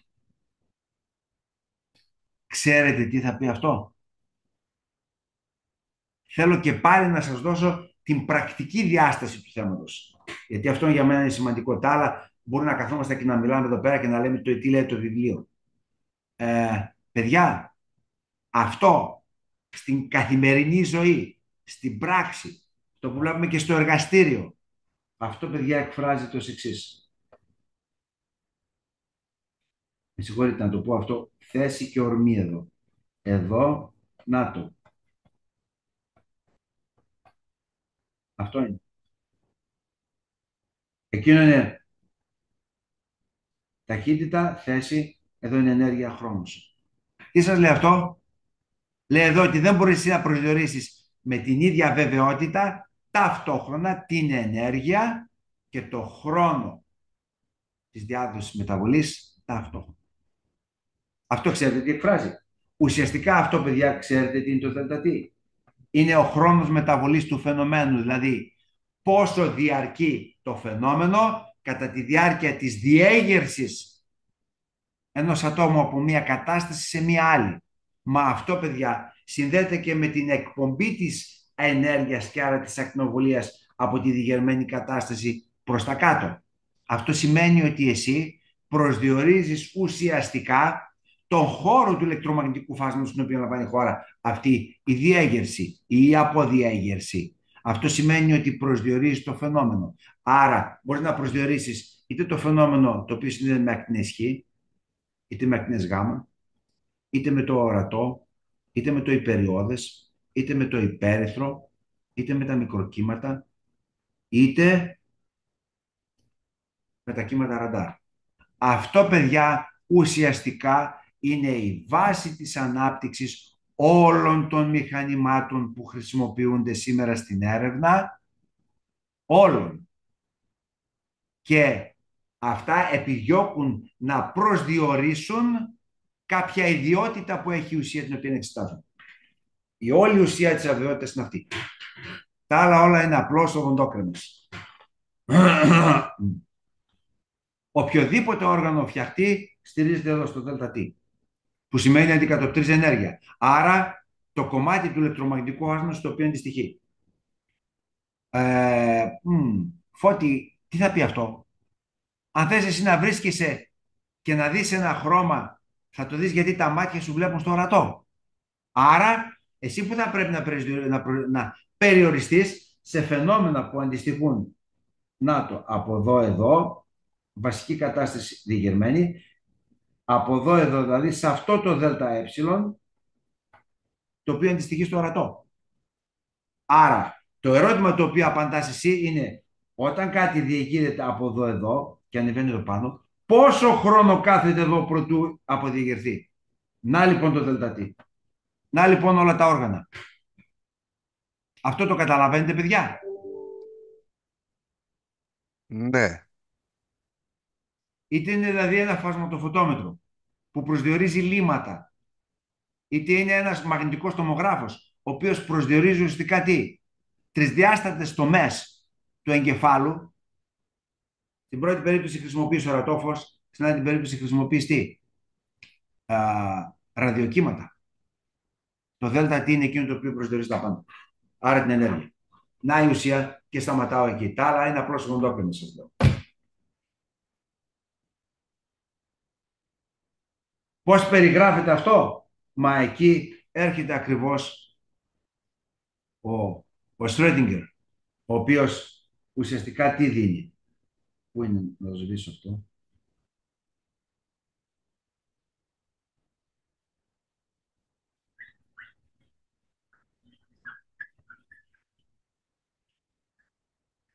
Έρχεται ο Σρόντιγκερ. Βλέπετε πώς προχωράει. Το ένα ξεκίνησε από το 1925, τώρα πήγε στο 1927, όπου εκεί πλέον ο Σρόντιγκερ διατυπώνει τουλάχιστον για το άτομο του υδρογόνου την απλή κατάσταση αυτήν εδώ.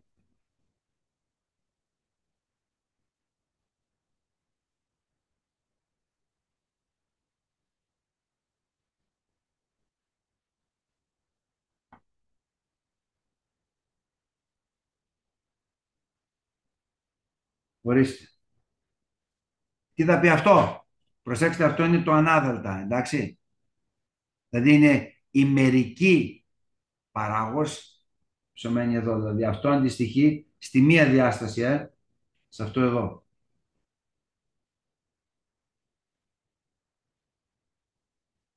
Σε τρεις διαστάσεις, XYZ. Τι σημαίνει αυτό? Ουσιαστικά εδώ, αν ε είναι η αιωλική και β είναι η δυναμική, άρα ουσιαστικά η διαφορά είναι η κινητική. Άρα εσύ εδώ, ουσιαστικά εκείνο το οποίο λες είναι ότι προσδιορίζεις εδώ την κινητική συμπεριφορά ενός ηλεκτρονίου στον χώρο ο οποίος περιγράφεται από τη συνάρτηση αυτή ψ.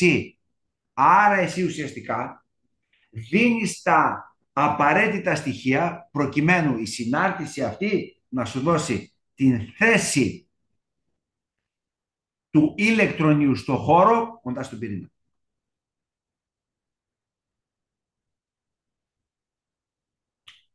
Σε καθαρά κβαντικό επίπεδο αυτό περιγράφεται, αυτή η εξίσωση περιγράφεται έτσι. Να το, τόσο απλό είναι.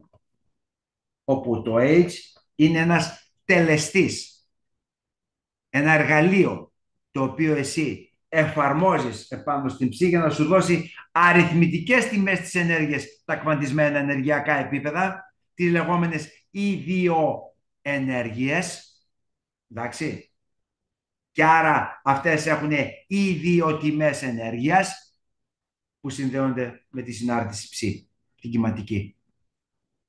Κοιτάξτε τι ταξίδι κάναμε για να φτάσουμε εδώ. Άρα εδώ αρχίζεις και καταλαβαίνεις και την έννοια της συνάρτησης. Τι είναι η συνάρτηση? Φώτη, μπορεί να μας δώσει μια ιδέα τελικά τι γίνεται εκεί πέρα? Για την εξίσωση του Schrödinger θέλετε να Ναι, ειδικότερα να σας εδώ πω. και άρα ουσιαστικά αυτό το πράγμα σε μια διάσταση,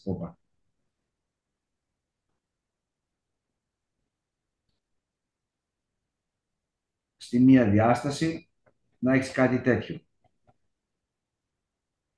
Ουσιαστικά τι σου λέει αυτό, Φώτη? Ότι εξαίρεσαι εγώ? Δεν μου λες, ρε Φώτη, όταν πας στο, πού να σου ένα παράδειγμα. Όταν πας στον Κρεοπόλη και του λες θέλω 1 κιλό κιμά. Τι κάνει αυτός, ρε Φώτη? Μου κόβει 1 κιλό κιμά. Πρόσεχε, τι κάνει, λέω. Το βάζει στη μηχανή. Πράσινη λίγο. Τι βάζει? Βάζει μία μάζα Από κρέας. από κρέας. Άρα ύλη. Και τη βάζει πού? Ζυγίζει. Εντάξει, τη ζύγισε. Έπειτα τι την κάνει? Τη βάζει πού? Στη μηχανή. Στη μηχανή. Η μηχανή τι κάνει? Σου παράγει ένα αποτέλεσμα. Να το. Ποια είναι η μηχανή? Η χαμιλτονιανή. Η οποία δουλεύει πάνω στη συνάρτηση. Άρα η συνάρτηση ουσιαστικά αυτό πάει να σου κάνει. Ότι σου παίρνει μια μορφή, την οποία εσύ την εκμεταλλεύεσαι μέσω του τελεστή αυτού, του εργαλείου, και σου δίνει τι? Ιδιοτιμές ε, που αντιστοιχούν σε αυτή τη συνάρτηση. Κατάλαβες τώρα τι γίνεται? Ταυτόχρονα παίρνεις πολλές απαντήσεις εδώ, οι οποίες είναι όλες ενεργειακές.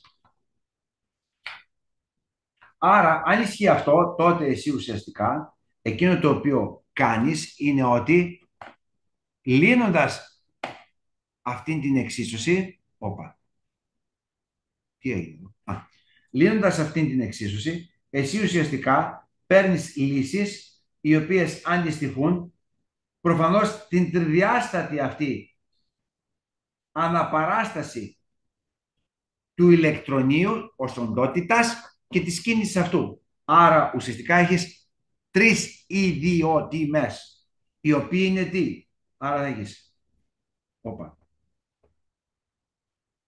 τρεις ιδιοτιμές ως λύσεις της εξισώσεως Σρέντιγκερ που αντιστοιχούν στα διακριτά επίπεδα ενέργειας, και άρα λοιπόν εκεί τι θα έχεις? Τους λεγόμενους κβαντικούς αριθμούς. Να το. Κβαντικοί αριθμοί. Το πρώτο σου δίνει ουσιαστικά ενέργεια. Είναι αυτό το οποίο ονομάζουμε n-1, n-2, n-3, οι στιβάδες. K, L, M, N και τα λοιπά. Ο δεύτερος κβαντικός αριθμός σου δίνει ουσιαστικά τι? Κατανομή στο χώρο. Άρα τι σου δίνει? Σχήμα. Εντάξει, πώς κατανέμεται αυτή η ηλεκτρονική πυκνότητα? Και άρα συνδέεται με το L, με το N, γιατί παίρνει τη μέσα από πού? Από το 0 έως το N-1. Εντάξει. Άρα, έχοντας το σχήμα εσύ, μπορείς με βάση το σχήμα να πεις ποια είναι η κατανομή. Άρα, αν το L ίσον με το 0, τότε το N ίσον με το 0, άρα η κατανομή αυτή περιγράφεται από το γράμμα S. Προσέξτε, δεν μιλάω για ορισμούς ακόμα. Εάν το L ίσον με το 1, τότε τι μπορείς να έχεις? Είτε 0 είτε 1. 0 και 1, έτσι δεν είναι? Άρα λοιπόν τι γίνεται? S και P. Αν το L ίσον 2, θα έχεις 0, 1, 2, άρα S, P, D.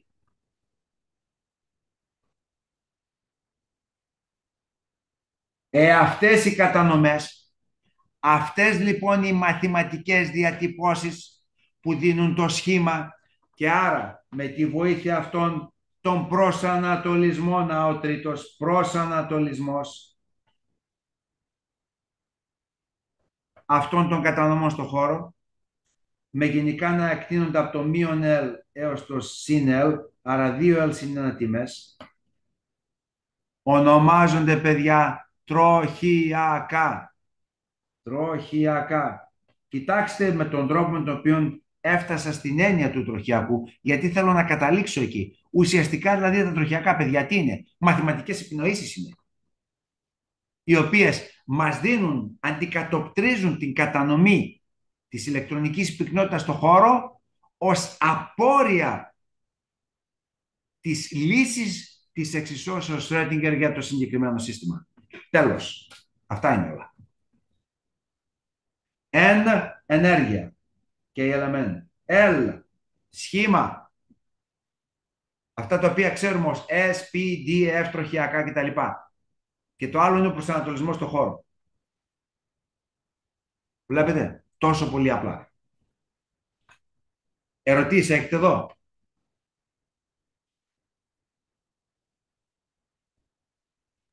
Θέλω να ρωτήσω εγώ κάτι. Να ρωτήσεις, φυσικά θα ρωτήσεις. Όταν λέμε τροχιακά, δεν το αντιλαμβάνομαι ακριβώς τι σημαίνει. Μα σου είπα τι είναι. Είναι βασικά μαθηματικές επινοήσεις. Είναι συναρτήσεις που αντικατοπτρίζουν για συγκεκριμένες τιμές την κατανομή της ηλεκτρονικής πυκνότητας στο χώρο. Οκ. Δηλαδή, εδώ, όταν λες ότι έχω εγώ το S, S τροχιακό, αυτό έχει σφαιρική συμμετρία στο χώρο. Να το, 1, 2, 3, X, Y, X, Y, Z. Να το. Σφαιρική συμμετρία. Εντάξει. Ενώ Ναι. το π τροχιακό, επειδή έχει πόσους προσανατολισμούς έχει? Το L είναι ίσο με το 1. Άρα το ML, ο προσανατολισμός, θα είναι -1, 0 και 1. Άρα έχει 3 προσανατολισμούς. Άρα τι θα έχεις? 3 π τροχιακά. Ένα Ωραία. px, ένα py και ένα pz πάνω στον άξονα. Ορίστε. Αν είναι px θα είναι έτσι. Αν είναι py θα είναι εδώ. Αν είναι pz θα είναι πάνω εδώ. Pz, να το. Να, το κατάλαβα. Εντάξει. Αντίστοιχα είναι για τα αντιτροχιακά, τα οποία προσέξτε λίγο. Προσέξτε τη λογική. Δεν τα θυμόμαστε απ' έξω. Γιατί παράγονται εύκολα. Θέλω να δείτε τη λογική. Η λογική μετράει. Λοιπόν, τι γίνεται με τα αντιτροχιακά. Τα αντιτροχιακά είναι Έλισον 2, άρα έχεις 5. Γιατί -2, -1, 0, -1 και -2 είναι το ml. Άρα είναι 5. Άρα έχεις 2 ομάδες. Προσέξτε πώς τα σκέφτομαι. 2 ομάδες. Πρώτη ομάδα, παιδιά. Οπα. Και εδώ. Πρώτη ομάδα είναι αυτή X, Y και Z. Είναι αυτή η οποία έχει την ηλεκτρονική πυκνότητα επάνω στους άξονες. Δηλαδή, κοιτάξτε,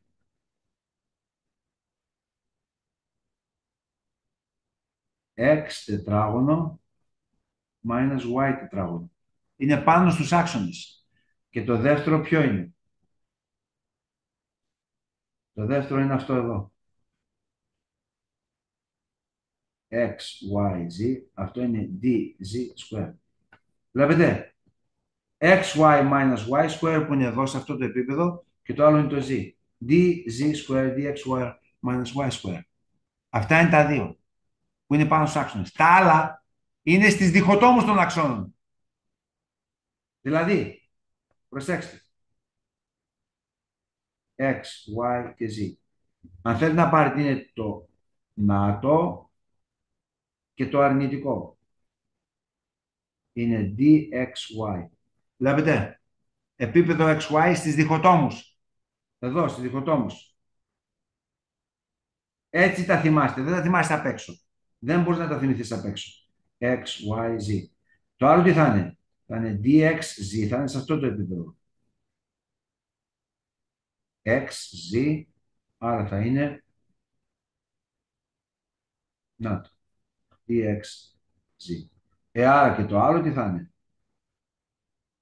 XYZ. Θα είναι YZ. Θα είναι εδώ. Αυτό και άρα το άλλο θα είναι εδώ. DXY. Με συγχωρείτε.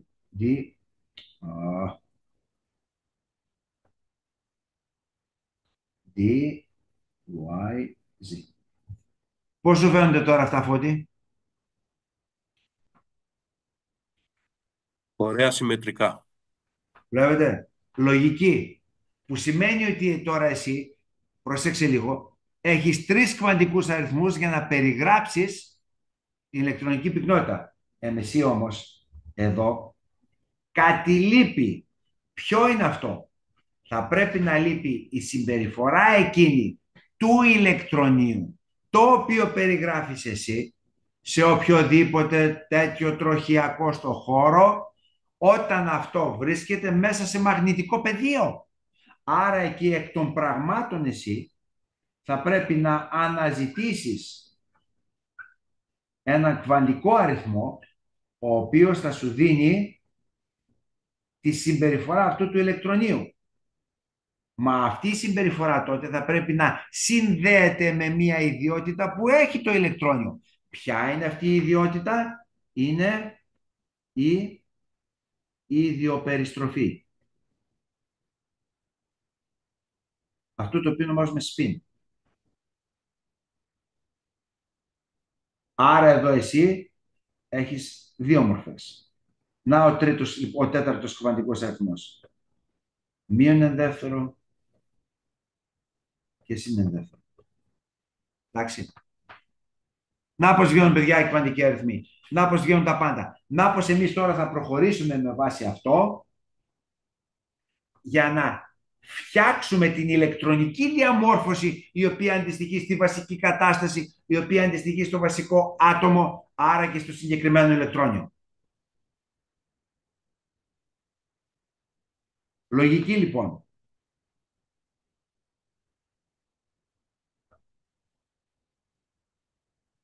Κοιτάξτε λοιπόν. Βλέπετε αυτά που είπαμε. Ενέργεια, το πρώτο. Το δευτερεύον φλοιή, στιβάδες. Να το SPDFG, H. Δεν θέλετε να ξέρετε πώς μοιάζουν τα G τροχιακά. Κάποτε μας βάζαν και τα μαθαίναμε και απ' έξω αυτά, γιατί μας βάζαν εξετάσεις σε αυτά. Ο τρίτος μαγνητικός κβαντικός είναι ο προσανατολισμός και προφανώς από εκεί και πέρα εκείνο το οποίο μετράει είναι τι. Να το βλέπετε το τροχιακό S και το τροχιακό 2S. Προφανώς το 2S είναι πιο μεγάλο γιατί έχει στιβάδα N ίσον 2. Ανεβαίνει ενέργεια.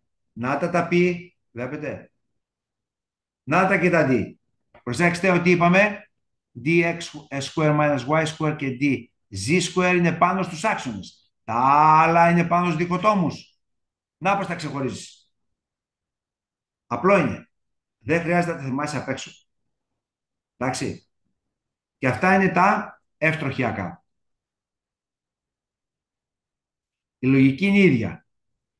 Δεν νομίζω όμως ότι θα θέλατε να τα μάθετε αυτά εδώ πέρα και να δείτε πάλι τη λογική τους. Είναι αρκετά περιπεπλεγμένα. Και βλέπετε τώρα εδώ πως μέσω της ιδέας του spin, άρα της ιδιοπεριστροφής, είναι κανείς εκ των ενόντων να μπορέσει να εισάγει την έννοια του spin, της ιδιοπεριστροφής και άρα του τέταρτου κβαντικού αριθμού. Άρα έχουμε 4 κβαντικούς αριθμούς. Να λοιπόν, βλέπετε. Πάρα πολύ απλά τα πράγματα. Και με αυτήν την έννοια λοιπόν αρχίζει σιγά σιγά εσύ και λες ωραία, αν ισχύει αυτό, τότε εγώ ουσιαστικά μπορώ να δώσω την δόμηση του ατόμου με βάση την ενεργειακή διευθέτηση των ηλεκτρονίων σε αυτό. Και αυτό γίνεται πώς, με βάση τους κβαντικούς αριθμούς. Εντάξει. Κοιτάξτε, αν έχουμε εδώ ένα τροχιακό με κβαντικούς αριθμούς n ίσον 4, L ίσον 2, M ίσον με το 0. Τι σημαίνει αυτό? Ότι βρίσκεται στην τέταρτη ενεργειακή στιβάδα. Άρα το τροχιακό είναι D, γιατί για n ίσον 4 το L ίσον 3. Άρα είναι D. 5π. Τι σημαίνει? N ίσον 5, άρα το π είναι τι? L ίσον 1. Που σημαίνει ότι έχει 3 τέτοια τροχιακά. Βλέπετε τη λογική, Τώρα, πόσα τροχιακά έχουμε, βλέπετε. Γιατί μία είναι ίσον 5 και L ίσον 2. Προφανώς για n ίσον 5 και L ίσον 2, πόσα τροχιακά έχεις? Αν το L ίσον 2, ουσιαστικά εσύ έχεις διτροχιακά. Άρα έχεις 5 διαφορετικούς προσανατολισμούς. 5 τροχιακά. Είναι κατανοητά αυτά, παιδιά? Ή να τα ξαναπούμε? Νομίζω είναι εντάξει. Οκ. Και εδώ πλέον πάμε στη δόμηση του ατόμου. Υπάρχουν διάφοροι τρόποι. Ένα από αυτά είναι και αυτό που βλέπετε εδώ ως σχήμα. Καλό είναι, όμορφο είναι. Ουσιαστικά όμως εκείνο το οποίο σε νοιάζει είναι να καταλαβαίνετε ότι πας από το n ίσον 1, n ίσον 2, n ίσον 3, n ίσον 4. Και θα δούμε προβλήματα εκεί, γιατί η δόμηση δεν είναι και τόσο πολύ απλό. Αλλά η αρχή της δόμησης, που είναι η αρχή της δόμησης, θα ήθελα να τονίσω, και στέκομαι εδώ, θα ήθελα να τονίσω το εξής, γιατί για μένα αυτό μετράει.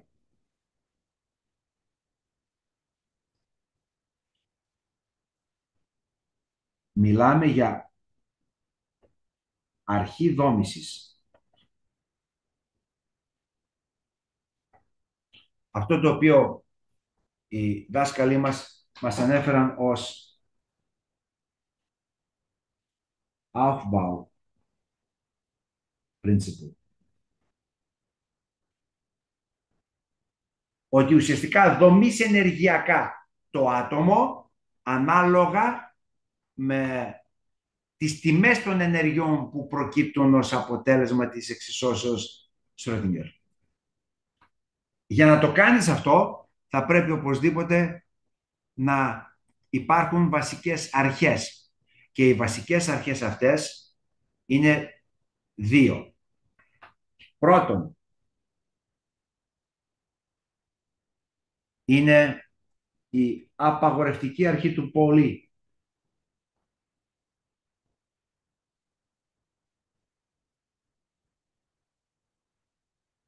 Τι λέει αυτή ουσιαστικά? ότι σε ένα τροχιακό, σε αυτόν δηλαδή τον συγκεκριμένο χώρο, δεν μπορούν να χωρώσουν παρά μόνο 2 ηλεκτρόνια, και όταν χωράνε 2, δηλαδή έχεις, αυτό θα πρέπει αυτά να έχουν αντίθετο spin. Γιατί με αυτόν τον τρόπο ουσιαστικά τι κάνεις εσύ? Ελαττώνεις την ενέργεια του συστήματος. Και το δεύτερο είναι ότι όταν έχεις, είναι ο κανόνας του Hunt. Τι σημαίνει αυτό? Σημαίνει ότι όταν εσύ έχεις, πάρτε το π, και έχεις ένα ηλεκτρόνιο, θες να τοποθετήσεις το δεύτερο ηλεκτρόνιο, δεν θα το τοποθετήσεις εδώ στο ίδιο τροχιακό. Θα το τοποθετήσεις εδώ. Και το τρίτο θα το τοποθετήσεις εκεί. Γιατί? Γιατί αυτά αρχικά, παιδιά, όταν δημιουργούνται εδώ πέρα ως λύσεις, αυτά είναι ισοενεργειακά. Αυτό θα μπορούσε να έχει έννοια μόνο όταν έχεις το άτομο του υδρογόνου και αν να πας στο ήλιο. Από εκεί και πέρα ο αριθμός των ηλεκτρονίων και άρα των ενεργειακών στιβάδων αλλάζει. Άρα η διευθέτηση αυτών σε ένα πολυηλεκτρονικό άτομο δεν είναι η ίδια με τη διευθέτηση αυτών των τροχιακών στο άτομο του υδρογόνου. Γιατί εκεί δεν έχεις περισσότερα ηλεκτρόνια. Δεν έχεις απόσεις και δεν έχεις κέλξεις. Άρα υπάρχει διακριτότητα μεταξύ του μόνο ηλεκτρονικού και του πολυηλεκτρονικού. Να γιατί σας είπα ότι η ενέργεια την οποία δώσαμε είναι για το υδρογονοειδές άτομο και για το υδρογόνο είναι ξεχωριστή από εκείνη από το ηλεκτρονικό. Στο πολύ ηλεκτρονικό πρέπει να λάβεις υπόψη όλα αυτά. Μέσα από εκεί αναδύεται και η έννοια της θωράκισης, της προστασίας και του δραστικού ατομικού αριθμού. Του δραστικού πυρηνικού φορτίου. Δηλαδή το τι αισθάνεται ένα ηλεκτρόνιο το οποίο βρίσκεται, ξέρω εγώ, στο τρίτο, στο τέταρτο ενεργειακό επίπεδο σε σχέση με τον πυρήνα. Δεδομένου ότι μεταξύ αυτού και του πυρήνα παρεμβάλλουν άλλα ηλεκτρόνια τα οποία προφανώς απορροφούν μέρος της ενέργειας αυτής και άρα της ηλεκτροστατικής αλληλεπίδρασης. Θα τα δούμε αυτά. Άρα λοιπόν, με βάση αυτό, πάμε να δούμε τι γίνεται με το άτομο του υδρογόνου. Είναι 1s1. Βλέπετε ηλεκτρονική διαμόρφωση. Γιατί n ίσον 1, L ίσον με το 0. Βλέπετε. Άρα, εδώ τι θα έχεις? Αναγκαστικά το ml τι θα είναι? Δεν θα έχει ένα προσανατολισμό 0. ml ίσον με το 0 σημαίνει ότι ουσιαστικά έχει σφαιρική κατανομή. Άρα ουσιαστικά αυτό παριστάνεται έτσι. Αν όμως εσύ θέλεις να πας στο ήλιο, το ήλιο τότε τι είναι? 1s2. Είναι τα ίδια όπως και εδώ, μόνο που εδώ εσύ τι θα έχεις τώρα?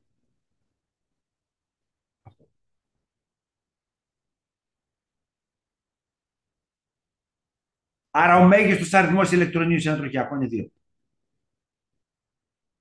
Άρα ο μέγιστος αριθμός ηλεκτρονίου σε πιτροχιακά, εφόσον είναι 3, είναι 6. Στα D, εφόσον είναι 5, είναι 10. Να πως προκύπτουν, παιδιά, και τα διάφορα στοιχεία μεταπτώσεως μεταξύ των δύο περιοχών του περιοδικού συστήματος που είναι ουσιαστικά τα αντιπροσωπευτικά στοιχεία. Αλκάλια και αλκαλικά υγιές στα αριστερά και από την άλλη πλευρά έχεις τα πνίκτογόνα, τα χαλκογόνα, τα άλλογόνα και τα διενιάια. Και στη μέση κάπου εκεί είναι τα μεταλλοειδή. Άρα έτσι δημιουργούνται. Και μπορεί να προχωρήσετε με την έννοια αυτή και να φτάσετε μέχρι πού? Ας πάρουμε και ένα παράδειγμα άλλο. Ναι, να κάνουμε και άλλο παράδειγμα. Για να δούμε εδώ, ένα άλλο παράδειγμα.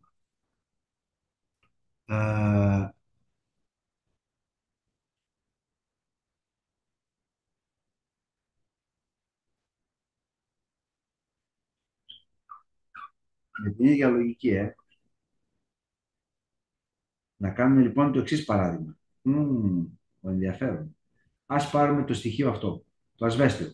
Αυτό έχει ατομικό αριθμό 20. Ποια είναι η ηλεκτρονική του διαμόρφωση?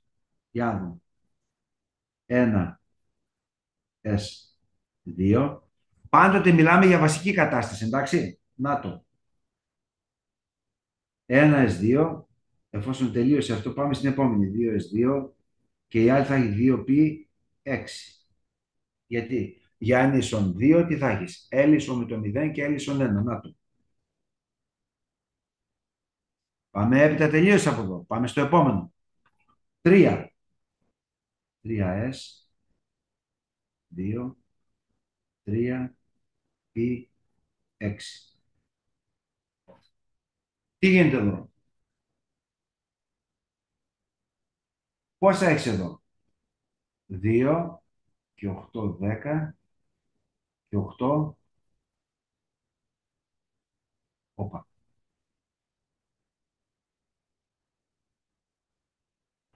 Ούψ.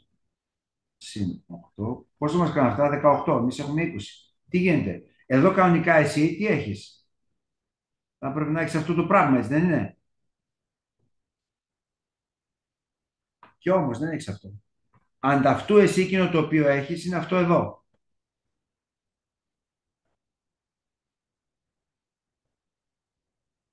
Τέσσερα S2. Ούψ. Τι γίνεται βρε παιδιά εδώ? Άλλα λέει είναι κανόνες και άλλα κάνουμε εδώ. Προσέξτε. Όχι. Τι σας είπα προηγουμένως εγώ? Να η ενέργεια. Να τα S. Εντάξει. Ένα S. Οπα.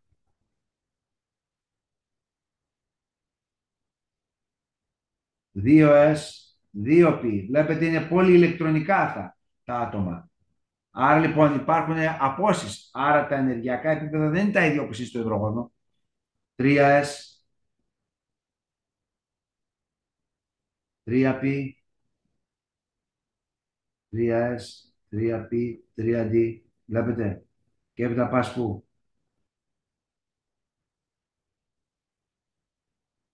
4S, 4B, 4S, 4P, 4D, 4F.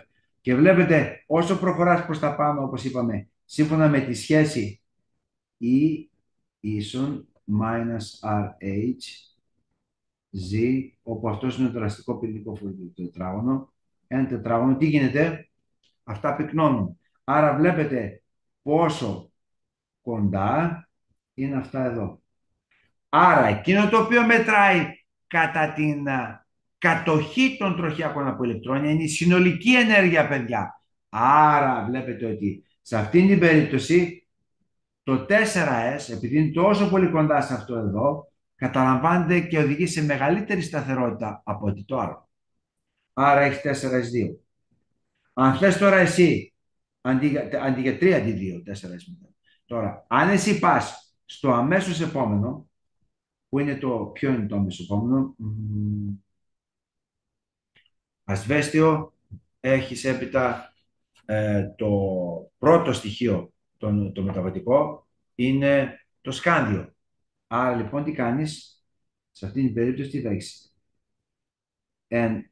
1S2, 2S2, 2P6, 3S2, 3P6 και τώρα παιδιά μόλις πάει να μπει το ηλεκτρόνιο το επόμενο εδώ πάνω, τότε εκείνο το οποίο συμβαίνει είναι η ενεργειακή αναστροφή. Γιατί η συνολική ενέργεια και πάλι είναι σταθερή.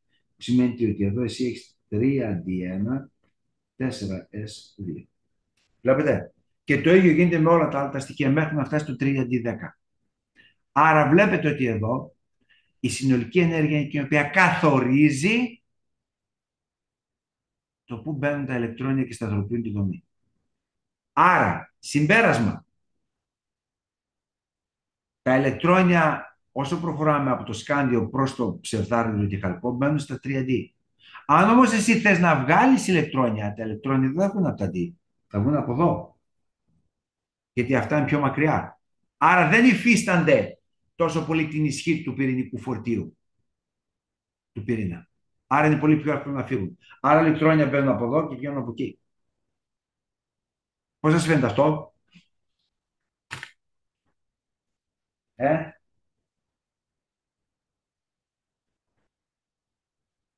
Άντε, δώστε μου feedback, πέστε μου. Ρωτάτε με, παιδιά, πράγματα. Ρωτάτε με, δεν με ρωτάτε πράγματα. Εντάξει, αυτά τώρα εγώ τα ψιλοθυμάμαι λίγο. Δηλαδή τώρα έχω αρχίσει λίγο και τα θυμάμαι τώρα με αυτά. Αχα. Ε, Λίγο τα προηγούμενα ήταν λίγο πιο δύσκολα. Για πες μου, ποιο. Είναι και επειδή, εντάξει, προσωπικά εγώ τώρα αυτές τις εβδομάδες την Ήλιο δεν την έχω δει ιδιαίτερα. Καλά. Αλλά Ε, εκείνο το οποίο βλέπετε, τι σας δίνω. Σας δίνω τη λογική. ναι. Αλλά Αυτό, ας πούμε τώρα με τα spin και αυτά, κάπως έχω αρχίσει λίγο και τα ψιλοθυμάμαι πάλι. ωραία. Προσέξτε, θέλω να σας πω το εξής. Ότι ακόμη και τα spin, αν είχα το χρόνο να σας το δω, θα σας το αποδείξω, θα μπορούσα να σας το αποδείξω. Γιατί είναι ένα δεύτερο συν και ένα δεύτερο μείον. Αυτό αποδεικνύεται. Με πολύ απλό τρόπο. Δεν είναι κάτι το οποίο... Αλλά δυστυχώς στα βιβλία αυτό δεν εμφανίζεται. Δεν εμφανίζεται καθόλου. Απλώς το πετάνε, απλώς και λέει μάθω το απ' έξω. Δεν το μαθαίνεις απ' έξω. Αυτά βγαίνουν όλα. Όπως βγαίνουν, όπως σας έδειξα το παράδειγμα για τη σταθερή τροχιά, έτσι αποδεικνύεται και η ενέργεια, έτσι αποδεικνύονται και τα spins. Είναι απλά πράγματα, απλά. Αλλά όμως εκείνο το οποίο μετράει είναι, βλέπετε, η λογική. Πώς πήγαμε από το πρότυπο του Rutherford στο πρότυπο του Bohr, και εκ των πραγμάτων έπρεπε να πας να δεις τις ιδιότητες που απορρέουν από ένα τέτοιο μοντέλο, οπότε φτάνεις σε ένα αδιέξοδο. Οπότε εκεί αναγκαστικά πρέπει να πας στην κοινωνική φύση. Το σωματιδιακό δεν μπορεί να δουλέψει εύκολα. Άρα λοιπόν πας στην κυματική και μέσα από την κυματική μπορεί να προσδιορίσει το τι συμβαίνει με την πυκνότητα του ηλεκτρονίου στο χώρο, παραδείγματος χάρη. Και βλέπετε ότι εκεί πού είναι αυτό.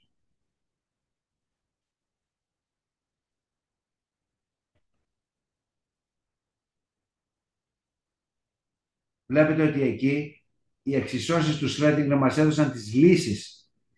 Μας έδωσαν τις ιδιοτιμές των ενεργειακών επιπέδων.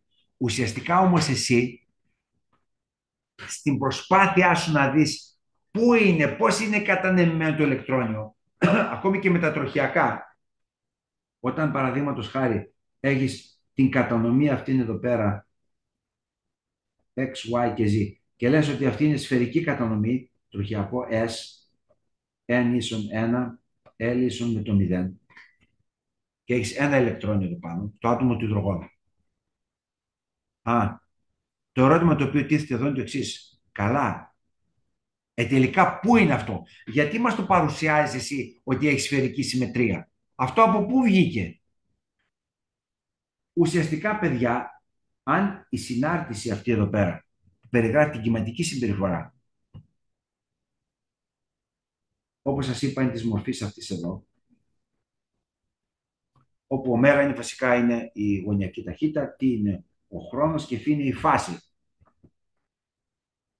Εντάξει, εδώ είναι 0, αλλά μπορείς να έχεις αρχίσει από πού? Από εδώ. Εντάξει, άρα υπάρχει διαφορά φάσης εδώ, μεταξύ αυτού και αυτού. Άρα λοιπόν, άρα και στο πλάτος, άρα και εδώ, βλέπετε από εδώ, έχεις μετατόπιση.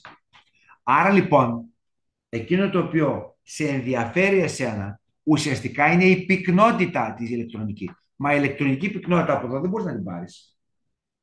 Δεν βγαίνει. Γιατί? Κοίταξε, έχεις και γωνιακή ταχύτητα, έχεις χρόνο μέσα, έχεις φάση, πρέπει να φύγει.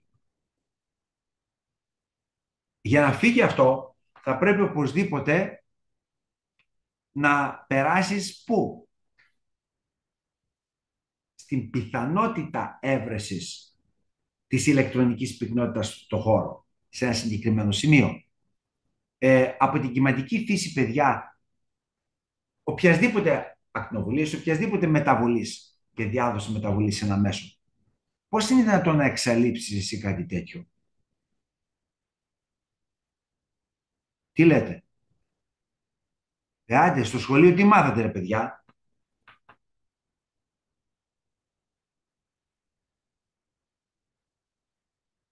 Μπορείτε λίγο να ξανακάνετε την ερώτηση.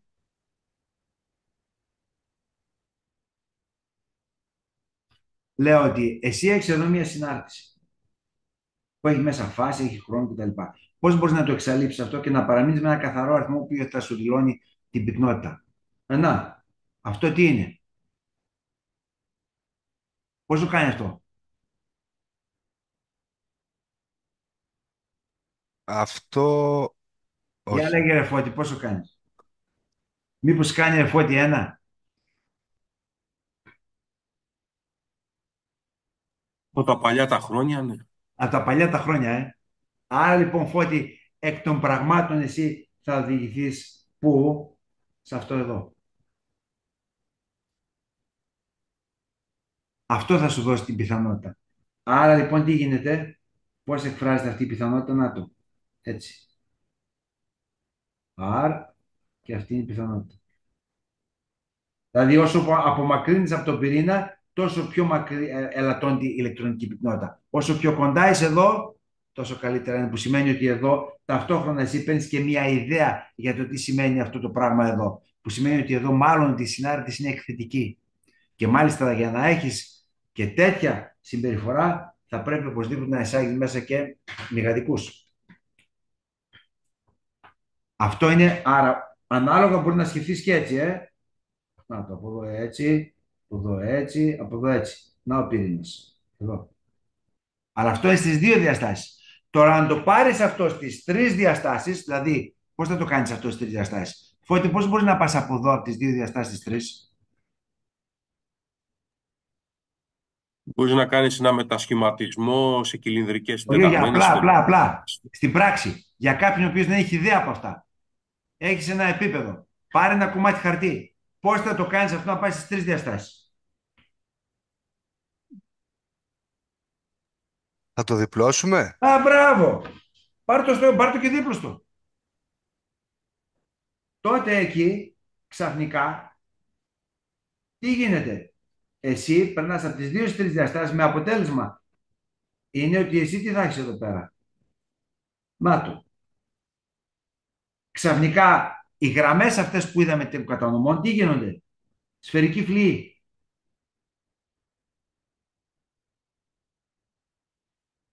Άρα, ουσιαστικά εδώ εσύ τι έχεις τότε? Ακτινική πιθανότητα. Να το. Ακτινική πιθανότητα. Ψ τετράγωνο.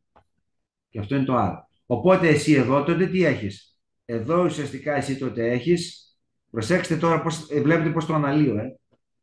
Άρα εσύ ουσιαστικά ξεκινώντας από εδώ, αν αυτό είναι εδώ πέρα, βλέπετε, αν αυτό είναι ο σφαιρικός φλοιός ο οποίος δημιουργείται πηγαίνοντας από τις τρεις διαστάσεις στις δύο, από τις δύο στις τρεις, τότε ουσιαστικά τι έχεις? Έχεις αυτό το πράγμα. Να το. Βλέπετε. Η πυκνότητα εδώ είναι 0 και γίνεται μέγιστο να φτάσει στο μέγιστο, στο μέσο περίπου του σφαιρικού φλοιού. Να η ακτίνα. Να το α0 για το άτομο του υδρογόνου που είναι 0, 5, 20, 9 άγκστρομ. Να πώς βγαίνει αυτό. Να το. Να γιατί για τα υδρογονοειδή αν είναι α0 ίσον 1 ίσον με τόσο, τότε το R είναι τι? Ένα τετράγωνο. Βλέπετε. Απλή λογική. Τίποτα άλλο. Απλή λογική. Βλέπετε από την πιθανότητα, πας στις τρεις διαστάσεις γίνεται ακτινική, με το να το κάνεις αυτό προσδιορίζεις πλέον πολύ καλύτερα στο χώρο την κατανομή, άρα το μέγιστο αυτής, άρα την ακτινική κατανομή και άρα την ακτίνα στην οποία θα βρεθεί το ηλεκτρόνιο μακριά από τον πυρήνα. Άρα εδώ πέρα κοντά εσύ πλέον θα έχεις 0 πυκνότητα, όσο προχωράς και φτάνεις στο μέγιστο εδώ πέρα, αυτή θα αντικατοπτρίζει την ακτίνα της τροχιάς. Να λοιπόν, παιδιά, έτσι βλέπουμε.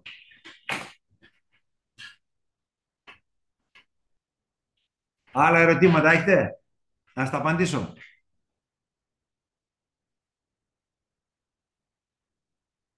Είναι πολύ όμορφα αυτά τα ερωτήματα να τα κοιτάς πάντα. Πάρα πολύ όμορφα.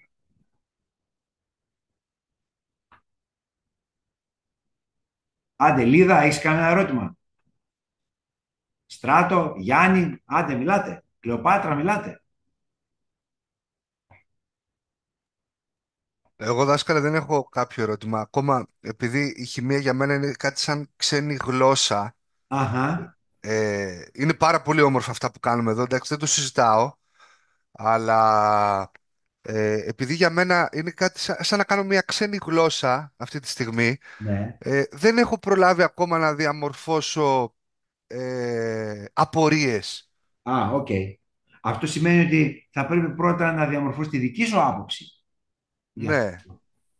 Και τότε θα σου δημιουργηθούν. Αλλά λάβει υπόψη τη λογική την οποία αναπτύσσω. Βλέπεις, δεν πάω να κοιτάζω απλώς την ύλη του βιβλίου. Αυτά είναι καλά. Αλλά όμως εκείνο το οποίο με ενδιαφέρει είναι η λογική που κρύβεται πίσω από εκεί. ναι. Και επειδή δεν μιλάω για άτομα τα οποία είναι 17 χρονών, 18, άρα θεωρώ ότι η κρίση που έχετε με τη λογική που σας δίνω θα μπορέσει να σας βοηθήσει πολύ περισσότερο.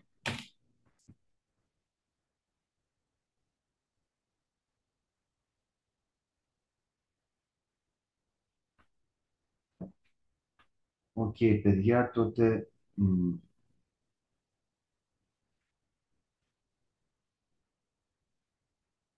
να σταματήσω.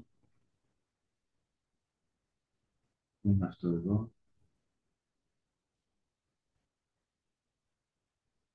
Όχι.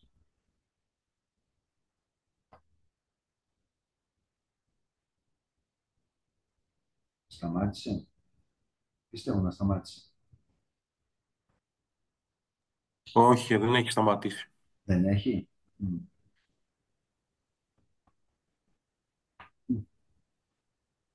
Τι να κάνουμε. Δεν πειράζει.